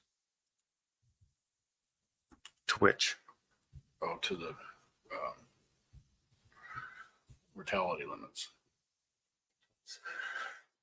That's what I was asking. Has anybody else got any questions? Do we want to bring in any of the scientists or any more information we need to move forward on TCEY? Everybody comfortable with? They're going. Make a motion. I just, what do you feel the best way to approach it is, like an overall TCEY and then break it down from there, or is it area by area specific? Or it seems like all the discussions I've heard this year, it's an anomaly that it is a coast-wide thing, and if there's some infighting between the U.S. area to area, they could bring that up, but nobody seems to be. You know, the two potentials, inter-area and Canada versus US. I think we all, sounds to me, what I'm hearing is that we're all looking at 15% across the board. And if there's anybody would like to introduce some different area changes in Alaska, that's up to the Alaska people to come up with that. Maybe we should have a motion, just, oh, go ahead. Well, I'm a little bit far from the microphone, but just to make sure I understand. So we're talking about an overall cut of 15%. Is that what I'm just hearing, paraphrasing what I've heard in the room. Yeah. It's not a motion or anything. No, I know, but maybe that's a place to start. If we cut overall, look at what that is, and then we can debate area by area. Yeah, let's put that up. Can you? No, because that was.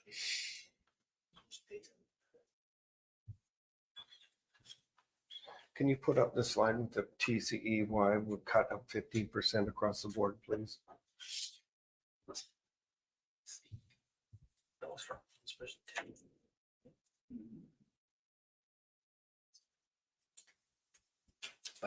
by sector. One of the Yes, slides. yeah. All right, that will be That chart we were looking at this morning. Yeah. There's also that harvest tool. Yeah, let's bring that up. That might be helpful. Once we look at that, I think you can mess with the percentages from there. Yeah, that'd be great.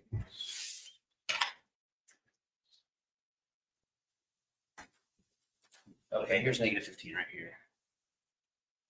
Status quo minus 15%. Additional mortality table. You guys see that? Yep.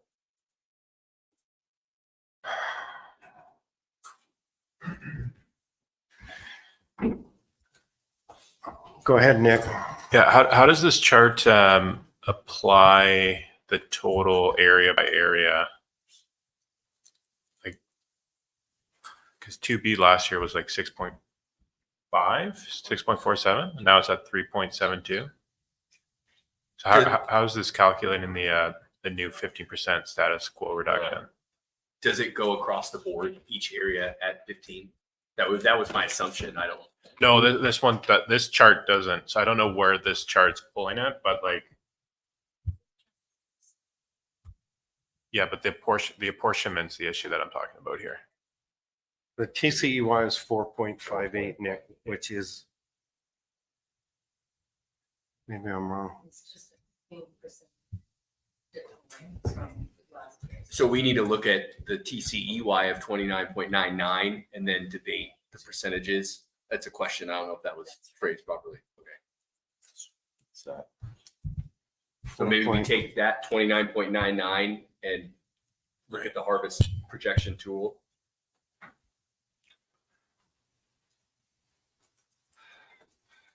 Yeah, maybe I don't follow that math either.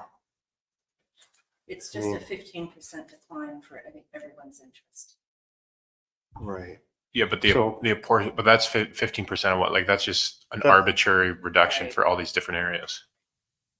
Just the numbers. Yeah, the TCUI is 15% less of last year, but then area by area is very different from last year's. Which I think was why we can only draw the total from this, and then let's talk about how the percentages should work from there.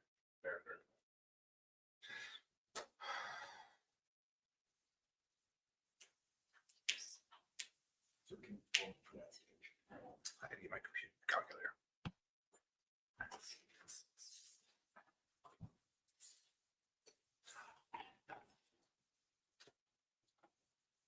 And then can we look up last year's percentages? Yeah. I think I have it on here, but because Shit, where'd it go?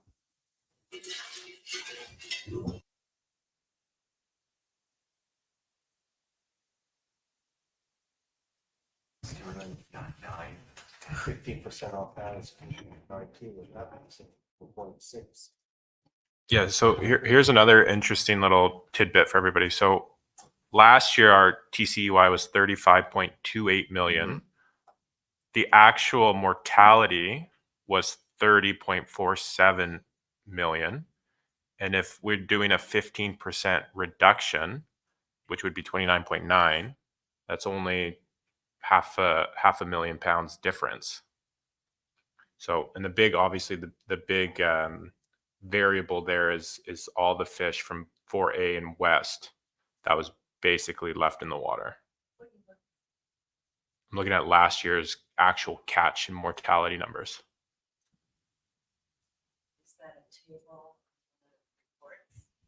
It was in that report. So I just kind of flipped into a spreadsheet just so I could look at it a bit differently, but it was slide 14 on Barbara's, one of the earlier presentations from yesterday. So that's what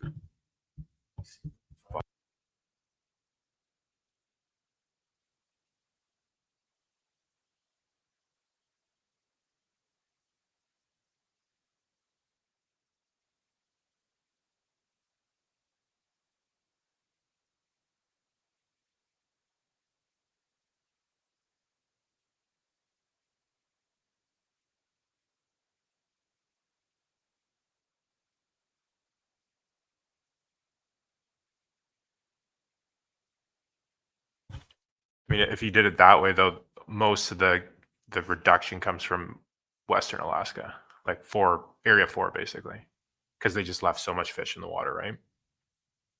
But then the other side of that argument is if they were leaving that much fish in the water, you would almost have to do a 15% cut from what they actually caught last year to try to make a meaningful change to the spawning biomass. versus paper fish or electronic fish. Yeah, because the fish wasn't caught yesterday anyways, right? So just some food for thought there.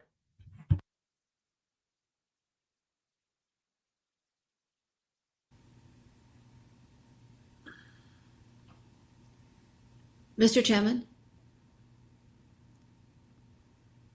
Go ahead, Heather. Mr. Chairman, yeah. So I don't know if any of you were there for the discussion at the big meeting, I keep calling it, the commission meeting regarding problems in the area for CDE. There were other things that were going on there that did not relate to being able to catch the fish. It was, so to take it from area 4's actual catches and go down 15% is not the way that people are proposing to do this.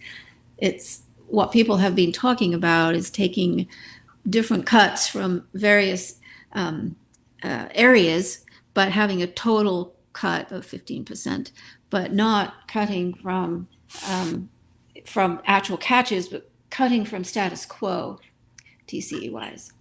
That's the way people have been talking about it in at least in the U.S. delegation. So just FYI, that's what we'll be supporting. So that's where we're at, just so you know. Mr. Chair. Go ahead, Nick. So Heather, with that in mind, can I just pressure you a little bit? So if we do a 15% cut from status quo last year in area 4, conceivably our total mortalities could go up this year, coastwide, with that logic, which is kind of against the whole point of sustainability and being stewards of the resource.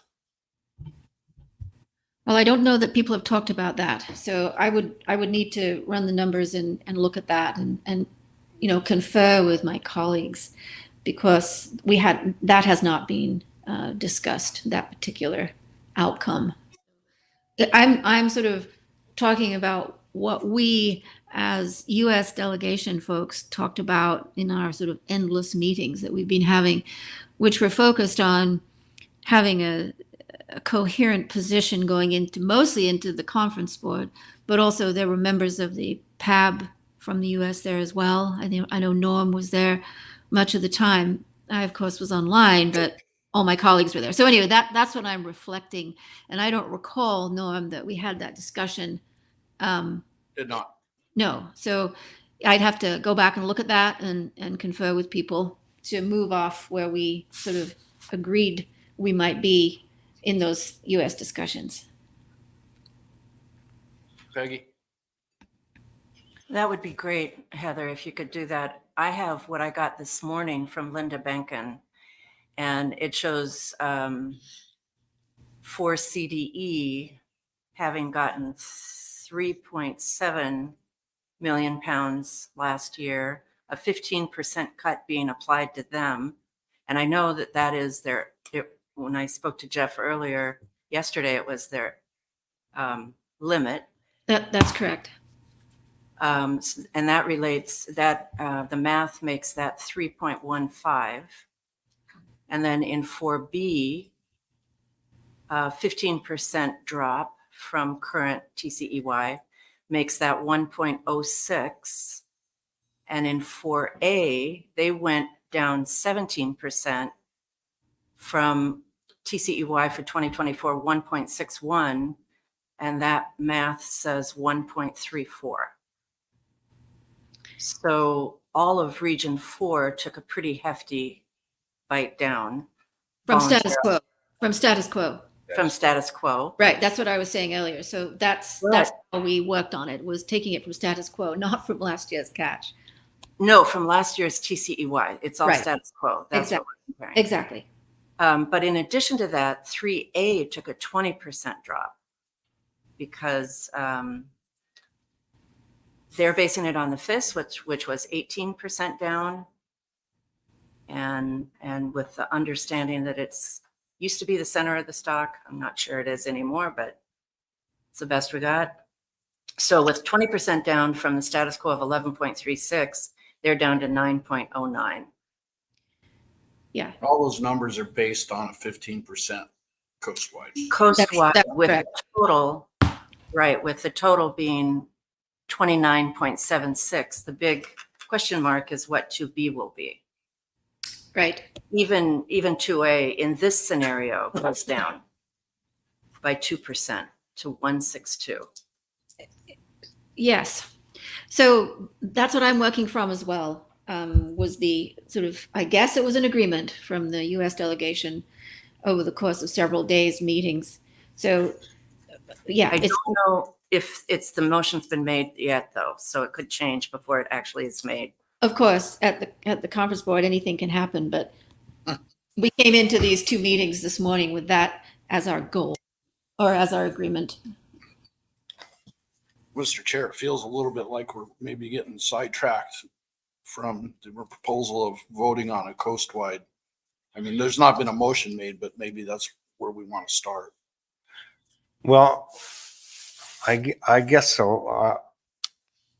I mean, I think we were all hearing anecdotally about a coastwide thing, and I'm wondering if there's any other opinions than that before we have a motion brought forward. Sounds like there are some other opinions that we should hear. If I could just be really clear, the agreement at the U.S. Delegation meetings has been for a 15% across the board, but not knowing what Canada is going to do.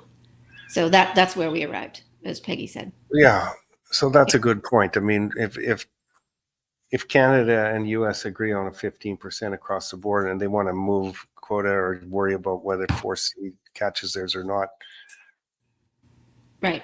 We agree to go 15. They go 15. It's a bit of infighting that they have to sort out. Well, there wasn't. Do we want to weigh into that?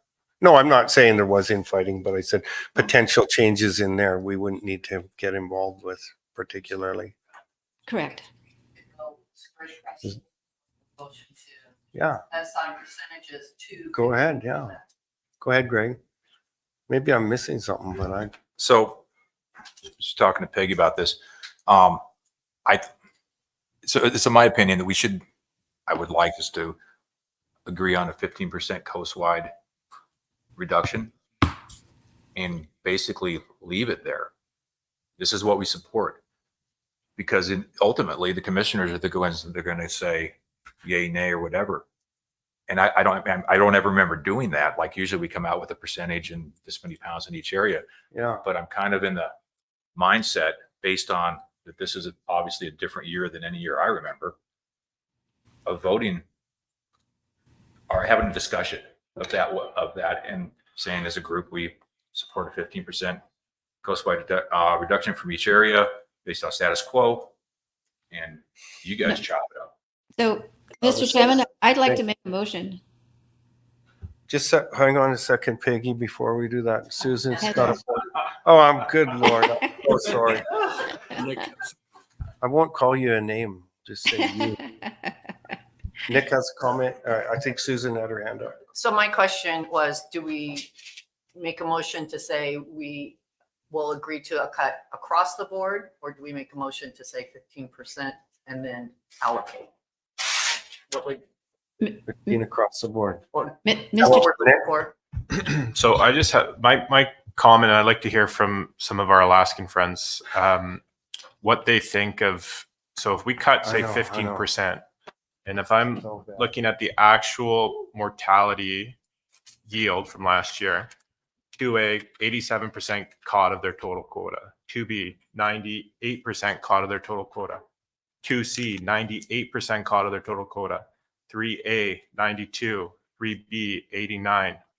4A, 63%. 4B, 32%. 4C, D, and E, 55%. So if we reduce our quota by 15% of last year's TCEY, gets you to 29.98. That doesn't really, we're not moving. The areas 4 could conceivably catch more than they caught last year, and our quotas could go up. So I'm just curious what our Alaskan friends think about having a coast-wide cut, but it only impacts area 3 and 2, but 4 could conceivably catch more fish next year. Does that seem like reasonable to everybody? Correct. So, Mr. Chairman, I want them to catch more fish next year. Please use the microphone. Well, I'd like to hear from some of the other gentlemen too. Sorry, Nick. Yes. Heather? Yes, Mr. Chairman. May I make a motion now, or and I don't know if that's appropriate, so you tell me, should I make a motion? This Alaska person would be making a motion that's akin to what I've already said, that we would approve or would like to see a 15% reduction from last year's TCEYs across the coast-wide reduction of 15% from the TCEYs, from status quo. That would be the motion if I was going to make a motion, if you permit me to. I think that we have a little bit more discussion. Yeah, Can for sure. Okay. some of these other circumstances be brought out? Yes. Because I've heard otherwise. So I'd like to hear the other circumstances. Tyler? I'll speak to it a little bit. I mean, we don't buy a whole heck of a lot of area 4 fish, but we certainly work with a lot of boats that fish out there. And, you know, the narrative for a lot of the guys is just that it's not worth our time. So we're not going, you know, it's been tough fishing out there and a long run out. And I think, you know, fast forward to this year, that dynamic is probably going to be pretty similar, where there's this group of guys that are going to say, you know, it's just not worth our time. And that's going to stay the same. But, you know, as you cut quota out there, the guys that are going, it could push them into not going, because now all of a sudden they have 25 million pounds out there. Now it's 20. Okay, now it's not worth our time, you know? So I think conceivably any cuts you really have out there, it could potentially just mean less fish comes out of the water as a percentage, you know? I know there's other circumstances in play there. I think, you know, if pricing is higher out west this next year, that's going to encourage some guys to go. But I don't really see the dynamic changing too much to the point where a big proportion of that fish is coming out the water. I just don't see that happening from the conversations I've had. So, yeah. Jim? One problem, I appreciate your comment. I don't well, but I think that's good, because I think people are looking to have catch amounts go down. But if you reduce, for example, or C, D, and E from their last year's catch, those quotas are already distributed up amongst hundreds of people. And so if someone had efficiently caught all of their fish, then you penalize that guy relative to the people who didn't fish at all. So it's hard to reduce. For example, you might want to go 15% below last year's catch. But then the guy who took his entire quota would also suffer, 40% reduction instead of the 15% reduction.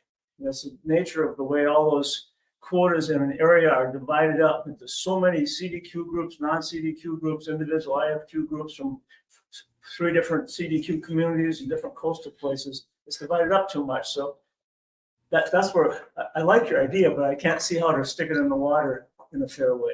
And so I kind of think, Mr. Good night. Good night over there, is correct that the people that didn't fish well last year are unlikely to go, even though the BCEY goes down, there's probably going to be a lot of fish left in the water again anyway. That's a good point you brought out, and I don't think people have spent much time.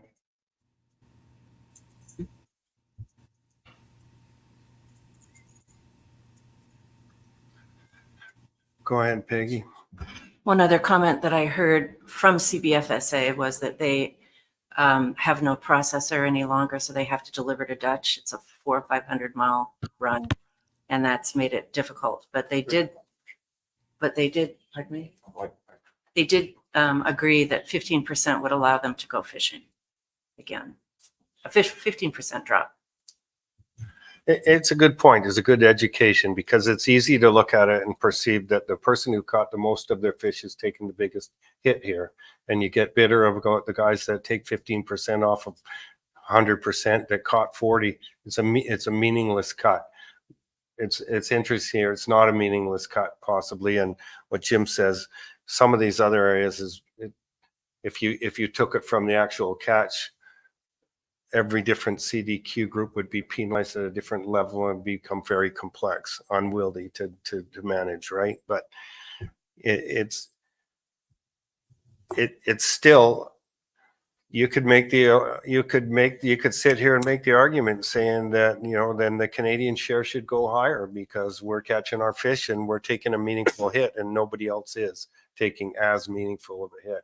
I don't think we're proposing that, but I think that summarizes the difference of opinion. Is that right, Nick? Further, I mean, if we're trying to be conservative and stewards of the resource, it's a bit disingenuous to say, oh, let's cut 15%. And if we catch, say, 100% of that new reduction, we're only going to save 500,000 pounds. It'll be 500,000 pounds caught in 25. That's less than the year before. And we're all here saying, oh, well, we cut 15%, but the meaningful change is 500,000 pounds, which is a lot less than 15% of what it was 2024. So again, I'm fine to do whatever everybody else wants to do. I mean, I think we all want to be conservative, but let's not delude ourselves into saying, oh, well, we cut 15%, but then at the end of the day, we're saving 500,000 pounds. Like, if that's what we're going to do, we might as well just keep it to what we caught last year and not take a 15% cut, right? So it's just kind of the way the math works. And do we want to be, genuine and try to be stewards of the resource and protect the halibut stock, or not? So that was just really my point. Susan, we've got Kit online Oh. here for a sec. Go ahead, Kit. Yeah, I got 2 comments. If you look back at the catch history on the IPHC site or the catch hit site, there hasn't been a significant amount of area 4 caught all the way back to 2021. It seems like after 2021, there was a reduction in catch there, and it's been fairly similar this year being lower than most, but they haven't come close to their allocation since 2021. The second thing is, the conference board and the PAB board have all looked forward and looked at conservation and wanted a reduction in quota, and we've proposed a reduction in quota. And when the commission comes back, their reduction in quota is not to the level that we had wanted. So I don't know if we want 15%, do we have to ask for 20% to, really show that we're serious and wanting this reduced? Because last year, I believe we wanted somewhere in the, realm of like 8%, and they lowered it 4%. So I don't know if we have to, to think the conference board is not going to go to where we're at. But I think if we do come to a consensus, especially among country lines, and especially if we can do it between the PAB and the conference board, then maybe that will send a message.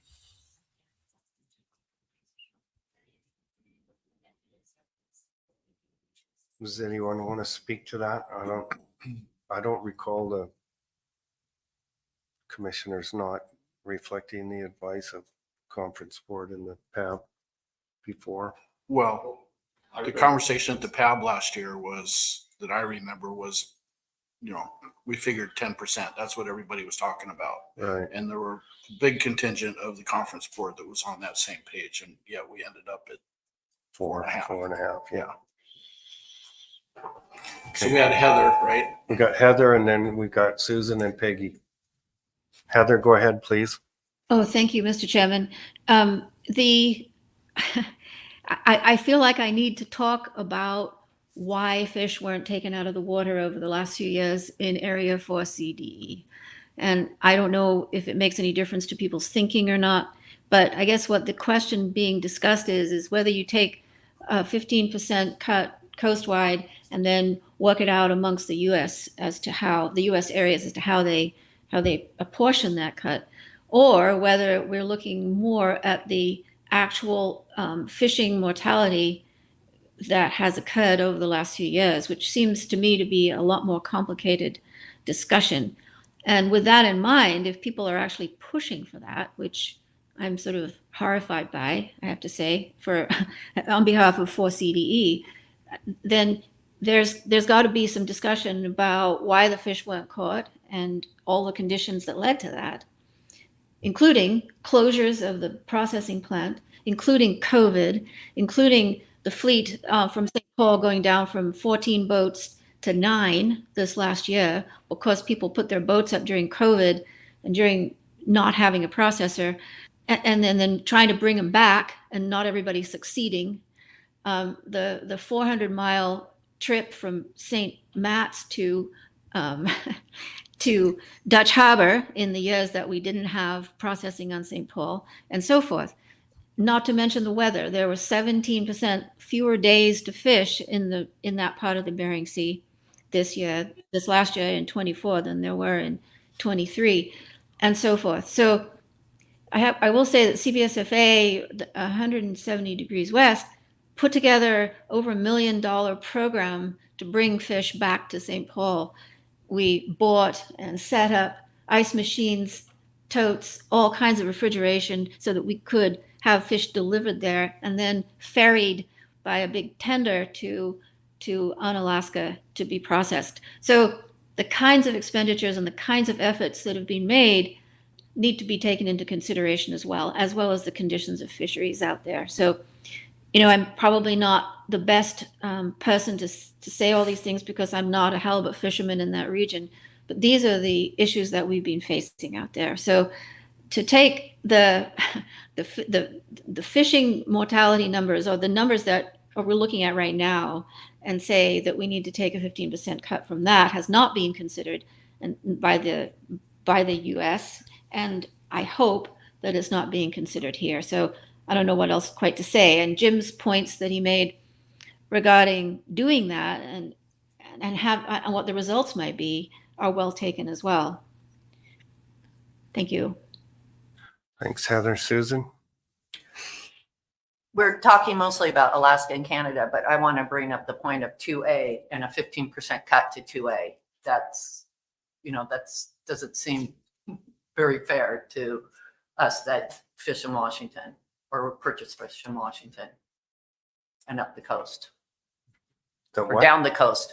Not fair that they take a cut. If it's a 15% straight across, I mean, it seems very high for our area, and there's nobody here to speak on anybody's behalf in 2A. So I'm just bringing that point up. Mr. Chairman, could I talk a little bit like what Peggy said earlier? The 15% number is the total, not individual regions in the U.S. taking that exact number.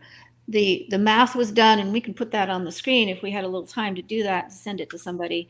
It's a proposal that came from discussion amongst all the different areas in the U.S. that takes differing percentages from different areas to make up a total of 15% cut in the U.S. and 15% and suggesting that same cut from the Canadian side.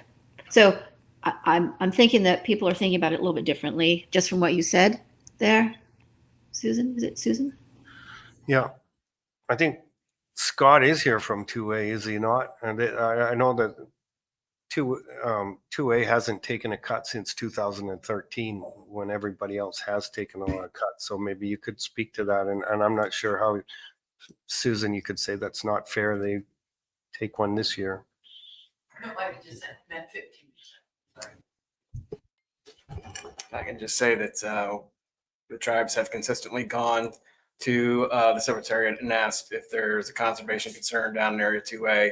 At the last since 2019 on, we've been at the 1.65, and they have continued to say every year that they don't see a conservation concern with that amount coming out of Area 2A because it's a tail end of the fishery and it's not going to affect the overall biomass. At least that's what I have been hearing. Well, you know, I guess we've heard both on the last couple of days, and this is the thing. Is this a vote of a 15% across the board, basically Canada and US dividing, and there's going to be another layer of discussions how the US divides their 15% cut cumulatively? Is that, I didn't understand that, but maybe now I do. Is that what we're voting on here today? Go ahead, Peggy. I think it's evolved to that, but I think originally this discussion was just on the 15% coastwide. And we're sort of forward thinking, can we actually do that? Right. But that's where we started was, should we do a 15%? And because we've Greg's never done that comment- before. We've come out with area by area. We have how started it ends before, up. and then we've gone on to the different regulatory areas. But one of the things that Greg suggested was just to go to a 15% cut, make that our statement to the commissioners, and let the commissioners make the distribution. I'm fine with that. So do you want a motion on that? I think Heather was ready. That was Heather's motion, was it not? Heather, do you want to make that motion then? I think we're ready. Well, one more, excuse add me. on to that thought that, and maybe we were to, submit that to the commission, we could maybe add in some points about what we've discussed of some of the issues with this, like, rates of actual harvest and stuff. So at least they could see where we're thinking, what we're thinking, or. Do you want to make a separate motion on that later and really give them Give them the discussion points that we have. keep it separate? Yeah. Maybe that would be like recommendations to your commissioners. Yes. Yeah. Right? What it would Yeah. be. Yeah. Okay, go ahead, Heather. Yes, thank you. So yes, that's the motion is popping up. 15% reduction from the coastwide status quo TCEY. And I think this says the same thing, 15% coastwide TCEY reduction from status quo. Yeah, that was what I was talking about. And it's coastwide, it's not 15% from each area. It's Right. coast. And then, as you said, Mr. Chairman, then you would leave it to the commissioners to determine how that coastwide reduction was apportioned. Sure. Is that, yeah, but I don't know. Canada and US agree that. Why would we weigh into how you guys divide it up in the US? I mean, that'd be disrespectful, of course. Yeah. I think we agree with that, Heather. Okay, so that's the motion, if there's a second. Greg seconds it. Anything we missed, Norm? You all happy? Let's do it. Okay.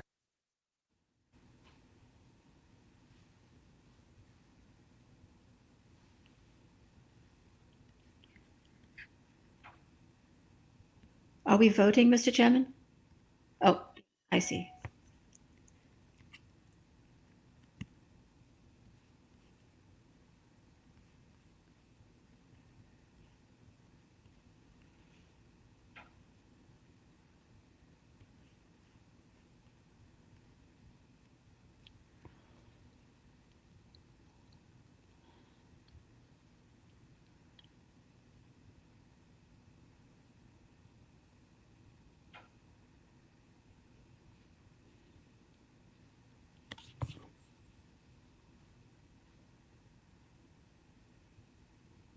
Okay, please, I can process this.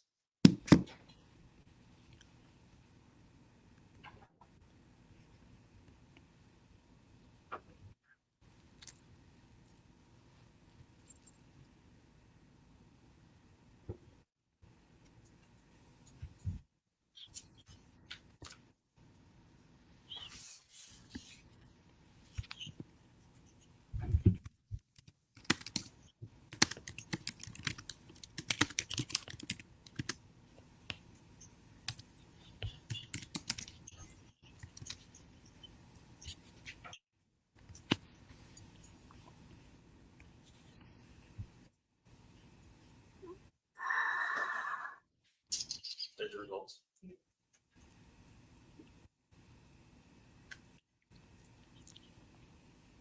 All right.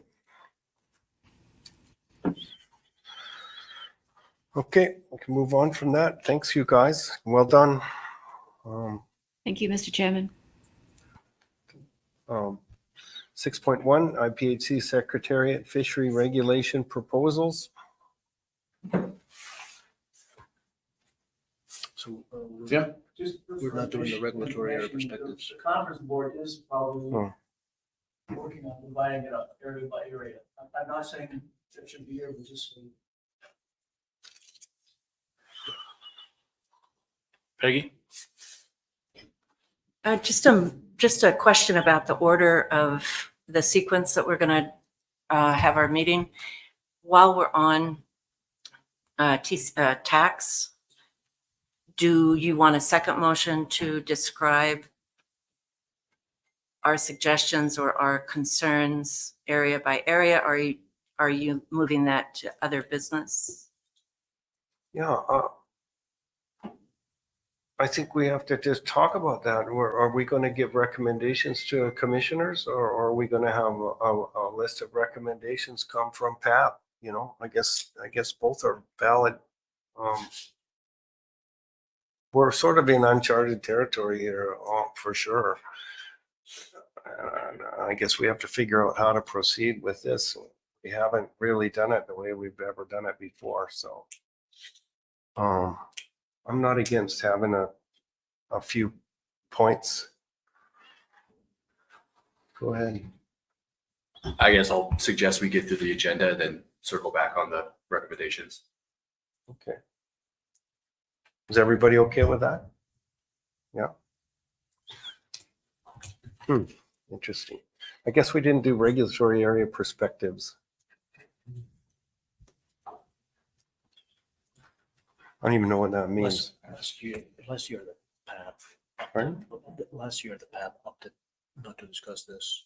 Oh, Just, last year we opted not to discuss this, and I don't even know what that means, so I don't want to discuss it. Does anybody know more? Carl, what's it mean?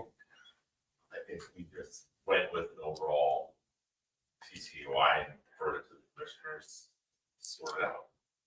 Yeah. Any discussion on that? I don't know. I'm sorry, I didn't hear what you said, so I don't know what that answer was for. 5.2 on our agenda is regulatory area perspectives. And that would be justification that's sort of for, what we just talked about, not giving regulatory area perspectives except as comments, which we're going to do later on, right? Is that So- right? do you not want to provide concerns from the PAB about where the levels go? Direct it that way. Sorry? Direct it to him. Well, I thought that we had agreed that we would provide concerns. Yeah, at the end. Yeah, at the end. It's Okay. going to come up at the end. That was suggested. So what did you ask that Carl answered? There was a piece in the report from last year where it said that we elected not to discuss it, correct? Right. Yeah. Last year, PAB elected not to discuss regulatory area perspectives. I don't remember that being true. I thought we did discuss it, but okay. It's in the minutes. It's in the minutes. Okay, so we're okay with that. We're going to talk about it after. So it's good. Yes. IPHC Secretariat Fishery Regulation Proposals. so no, it's fine. We're at 5.3. Just reason why. That's what we did.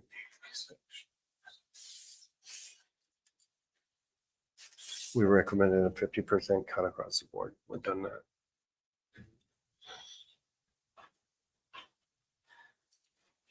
So is someone going to come in and give a presentation? If the PAB requests, we'll have the. Or are you going to put the regulation proposals we're up gonna on put the here? regulation Oh, proposal okay. here. Okay. Yeah, Prop 1, Prop A1, sorry. Yeah. Oh, I've gone blank again. That's frustrating. Where do we find this online? Yeah, so if you go to the AM 101 page and you scroll to the bottom, you will find fishery regulation proposals, I think, under the normal papers. There's stakeholder fishery regulation. Yes, this one particularly is Prop A1. And yeah, so it's titled up here, IPHC 2025 AM 101 Prop A1. I think looks like you.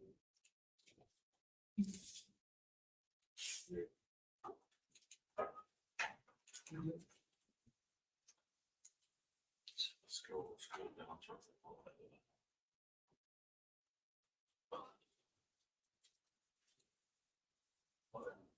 So just real quick, if you are still having trouble finding it, under the AM 101 page, if you scroll down past the secretary documents, past there, okay, proposals. This one is the first one here. It's under IPHC Secretariat Fishery Regulation Proposals for 2025. It'll be this right here.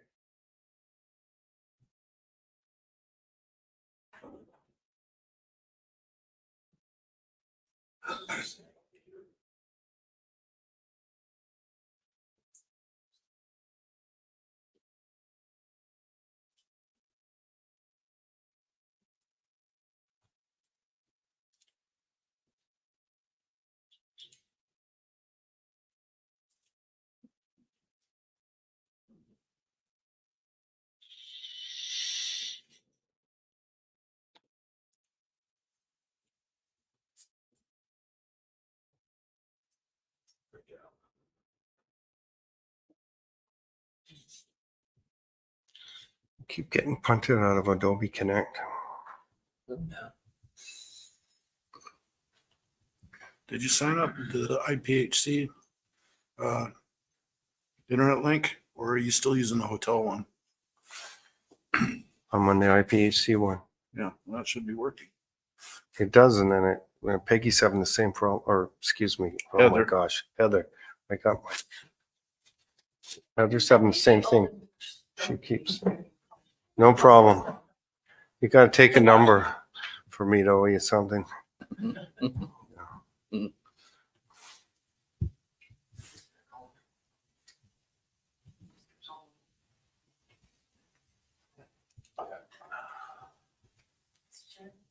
Yes, go ahead, Heather.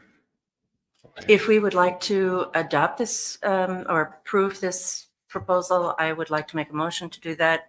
But noting that this is not doing anything different than what has been done, I'll also note that it gives us the reminder that at the very end, at the bottom of the first page, that certain things are like the CDQs and catch share plans are not done by IPHC. They're done by the different countries.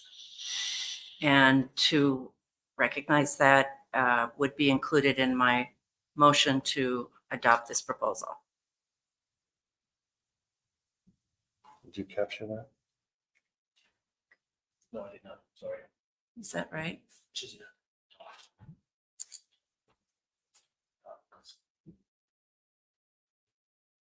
These are the standard two that we do every year. I'm not hearing you. I'm sorry. I was just communicating that. Oh.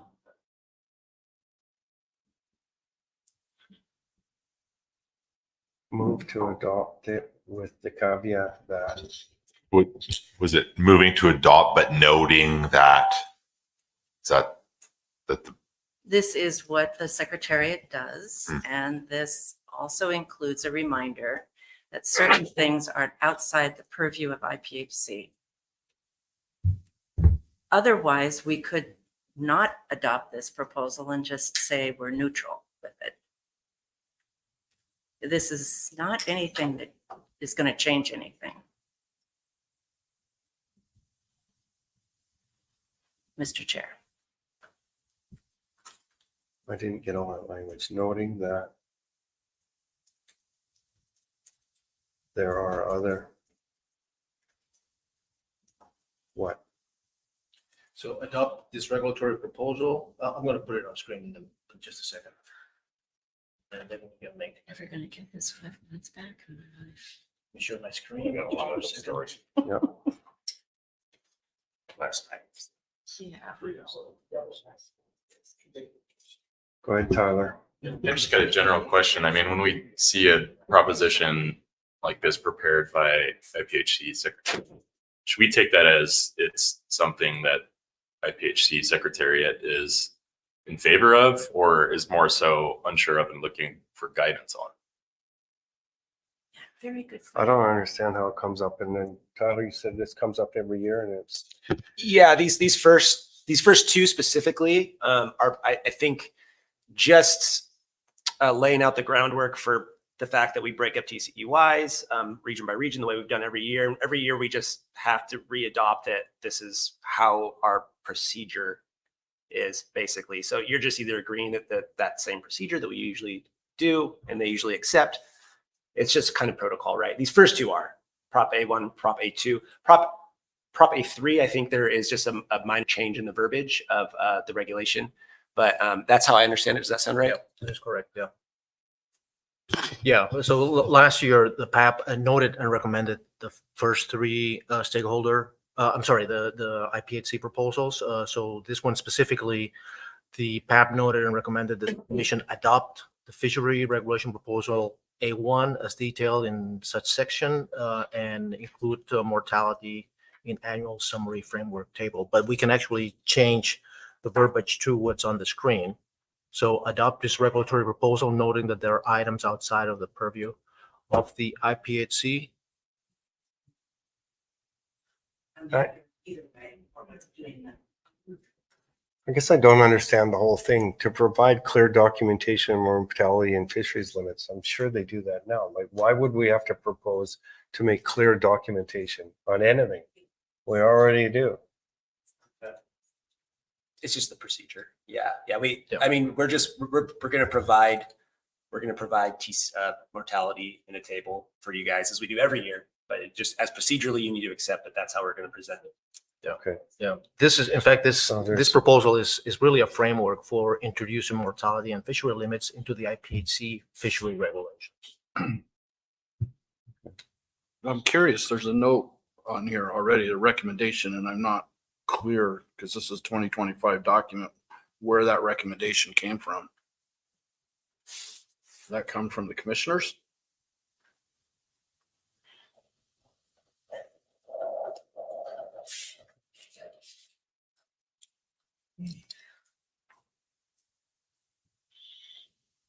I mean, how is there a recommendation on there already that's in front of us?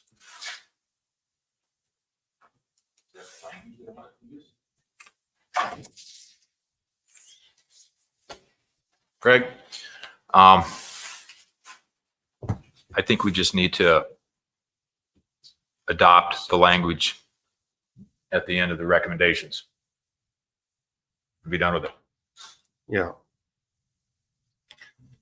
I don't see anything in here that's challenging to me.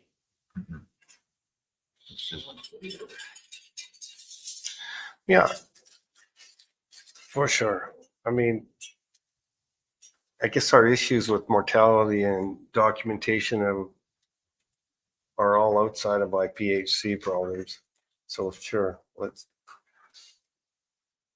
want to add Peggy's language. I like that.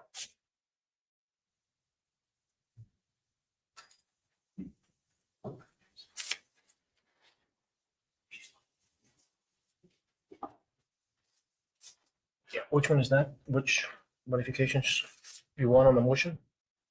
I think Peggy's. they want to keep what you have put here, Peggy's language. Hmm? They want to keep that on. Whatever works is up. What's good? Yes, that works. That works. Okay. That works. I keep. Give you a second on that or anything. I can't see my screen. Is Heather okay with that? She get voted again? That's what I'm wondering. I think she's back on now. I'm back on now. I had to go all the way off and I'm back on the voting thing as well. So it's my screen goes off just like yours does, Bruce. Yeah. Then I have to come back in and then redo the voting thing each time. So the tech guy has been super helpful, but he thinks it's got something to do with me having a Mac and you having a Mac. So it might be a Mac issue. Yeah. Yeah. But we can do that over our lunch, maybe. We can get you Okay. on the app. Anyway, I think I can vote. I think I'm good with that. We're ready. You got anything else that we missed in there, Heather, or anybody else who's online? I think we're okay. Oh, Peggy. Looks fine. I'm so sorry about this, but maybe we should amend this motion to say all three proposals, A1, A2, and A3, just to get through this portion, I'm fine with that. and just drop my reference to the note about different venues.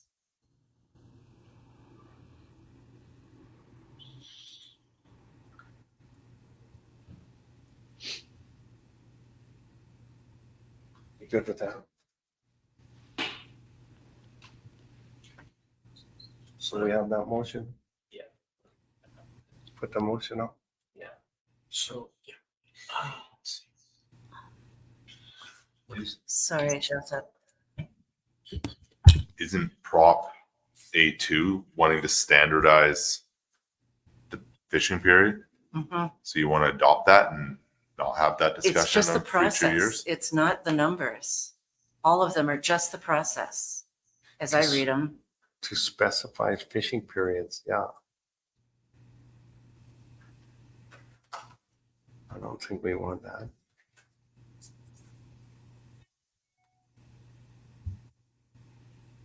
So, right. They're already with their voting results for what they decided for opening and closing fishing days, because basically saying should they allow. They're giving us that's how they're Yeah. Yeah. The fishing period dates, that was a separate action that has taken place already. Right. They do clean up the language, we're happy. That refers specifically to A3. Well, I'm looking So, at I'm not- looking at A2 and it doesn't say that. I mean, it says, point number 3, all commercial fishing for Pacific halibut and all IPHC regulators shall cease for the year at 23:59 local time on whatever date we decide. So we don't agree with that, right? Yeah. Yeah, the language that I have here from Can't endorse that. from Act is that during the interim meeting, Noah Fisheries highlighted discrepancy between Pacific halibut and sablefish fishing periods introduced last year by changing the opening and closing hours of Pacific halibut fishing period. Opening shifted from noon to 6 a.m. and closing from noon to 11:59 p.m. While this is not a regulatory issue for the IPHC, the PAB may wish to consider potential implications for the sablefish fishery. NOAA Fisheries can be called to provide relevant information, and that's Kurt Iverson if the PAB decides that it needs further clarification on this issue. We voted on this already. 12 o'clock, open and close. Yeah. But this number 2 says 0600 to 11:59. So we can't endorse that. Oh, I didn't even read 3 yet. Well, then it's.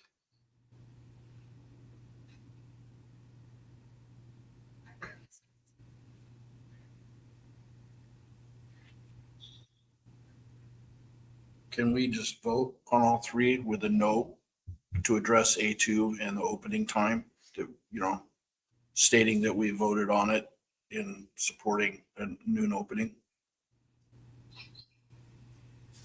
We can, or we can just say no. Just do them individually. Please note that this proposal is just a framework for the revision of the commercial fishing periods. And during this meeting, you have decided on opening and closing fishing periods for Pacific halibut fishery. That's for A2. That's it. That's A2, that's correct. Doesn't appear to read that way No. on the time. The dates at certain. Yeah. Yeah, I didn't see that.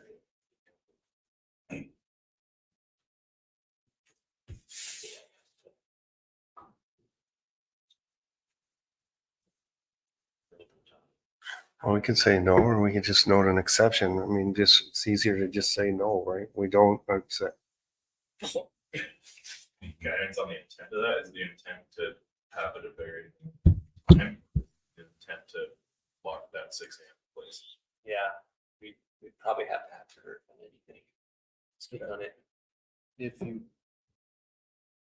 Yeah, if you require clarification from NOAA Fisheries, we could ask Kurt Emerson to speak to you. That if you have rather have somebody from NOAA Fisheries to explain this in further detail, we can call Kurt.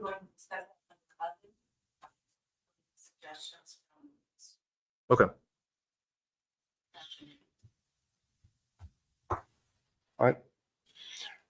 Yeah, I kind of think we went down this path and we voted on it and we agreed on times and dates. And this is saying something else and we just say no, right?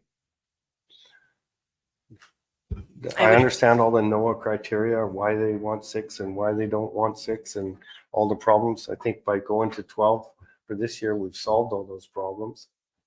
And I agree. This is saying why they don't want 6 and we agreed already. But this says 6 and 11:59 and we're saying no. Is there more to it than that? Would you prefer that we go back to the original motion and just take each of these separately? Sure. Do that.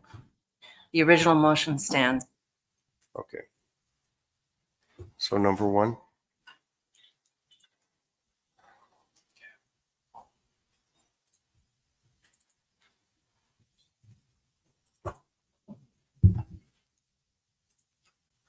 That sounds good. Do you need a second for the motion? Seconder, Scott?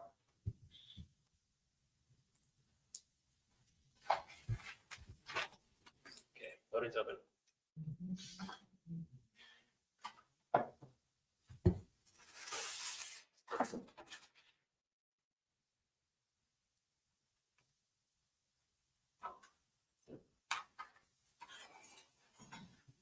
Online, online voters, the voting is open.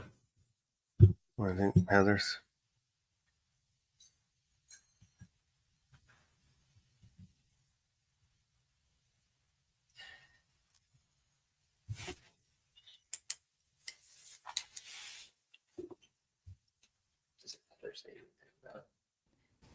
Mr. Chairman, I'm trying to vote and I see that I don't have the choices anymore at the bottom of my screen. So I vote yes. So I hope that's okay. Can you hear me? I think that's noted. Thank you, Heather. Thank you.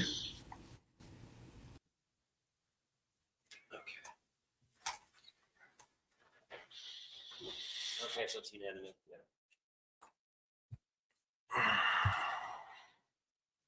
Okay, someone like to move number 2? Yeah, I make Carl? a motion to not accept Prop A2.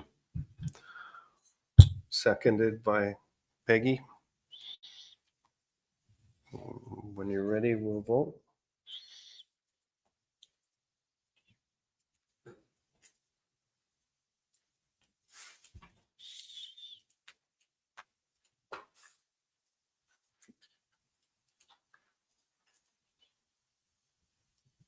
Signal provide rationale why we're voting no in the report. Don't want to get it taken the wrong way. Signal provide rationale why we're voting no.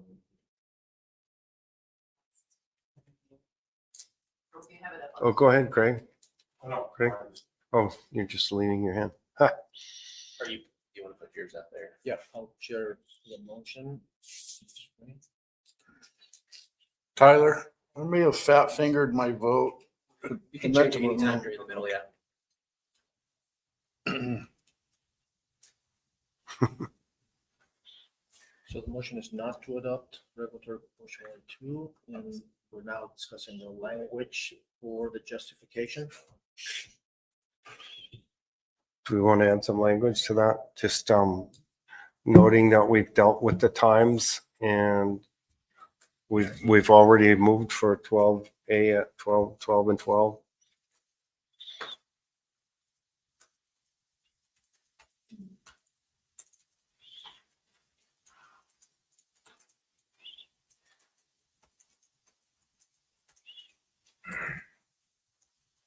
Is sufficient. Noted that opening and closing time have already been voted on or decided on.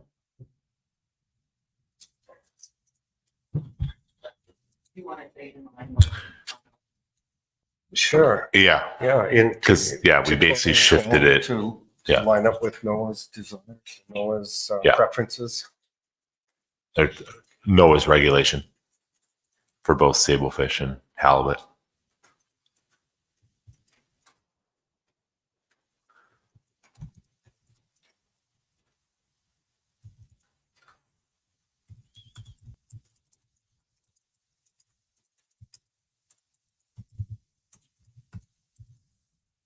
That works. Does that work? I guess not to belabor it, but they put it in there. They're leaving the opening and closing dates to us. And if it was 12 to 12 going forward, we would have approved it, right? Because we're all fine with that. Oh, I think maybe not. I think Susan wants to discuss it for next year, maybe having it on 600. Okay. Yeah. There was a reason Greg brought it up last Right. year. Due to boats racing out to the ground and not setting till noon, whereas they can go out earlier. And then if they were day boats, they could come in. Right. So it would make the trip and not fishing at night. This comes Stuff from like the that. fishermen, and I think most of them would be in favor of a 6 a.m. opening. It's the challenges getting it Right. through the ruling process with National Marine Fisheries. And I think that's why we went with the Friday opening versus the traditional Saturday opening to give them that extra day to fish. To not have that pressure on it, right? I think that language works for me. It acknowledges that we're respectful of Noah's input into the thing. We don't agree with the times. Okay. Someone move that. Yep, go ahead, Joe. Just on another basis on our prawn association, they moved it to 12 because DFO couldn't get out to the grounds to at that time. So we had to go to 12. So that might be something that they're doing. They needed a later start so they can't get up that early.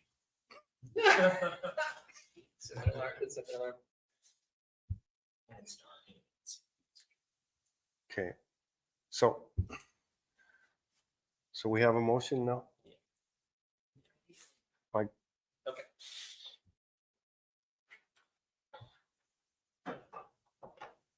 so we're saying no, right? No, we're saying you're voting yes to say no, we don't want to know. Oh, I'm voting yes, we're saying no? Okay, good. I'll change the verbiage to yes. I almost said no.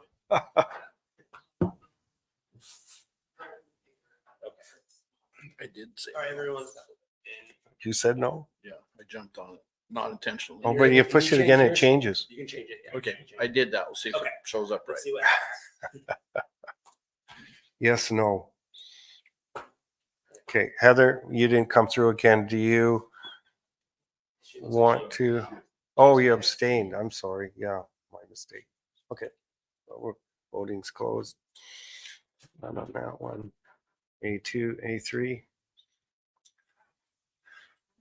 Yes. There is some language in the Prop A3 that refers to Prop A3 revised. Can you bring that up for us, Tyler? A3? Yeah. I can't find it. Got it.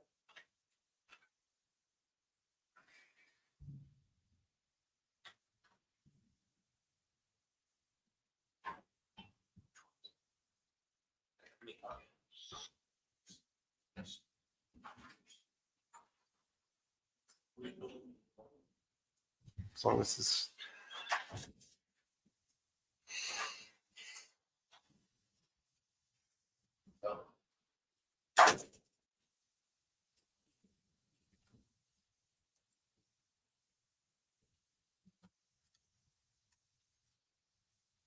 It's the revised version.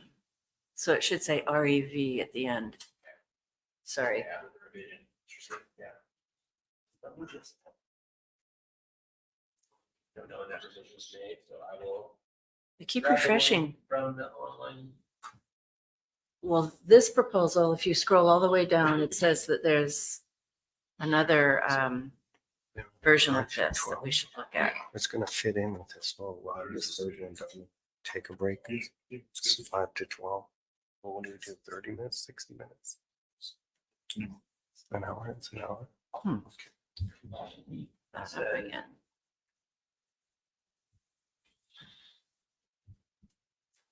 That bottom of this one, it says that. Oh, okay. Well, sorry, let me pull it up.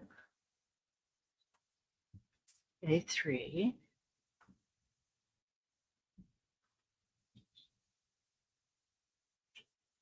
Yes. Under the note, in the middle of the first page, under the paragraph that starts 1 period, the note after that says the Secretariat intends to offer an extended version of this proposal for discussion as A3 revised at this meeting, providing additional edits that would apply consistent use of fishing period to all fishing sectors. These changes will be subject to review conducted in collaboration with domestic agencies. I wonder if that's happening right now. That's probably the case, I imagine. Because we don't It have. would be one. good for us to know that. Yeah, let me message Basha and see what that note is pertaining to. Thank you for doing that.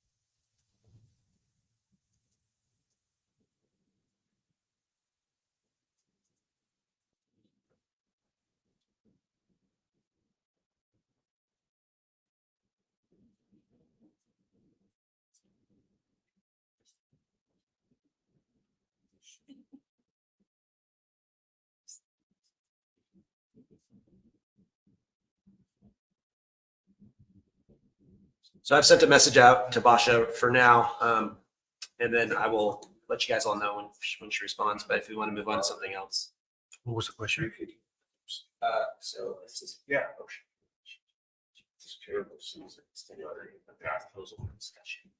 This is good for in January. So we don't have their slides that are well, or if they do that all objectives.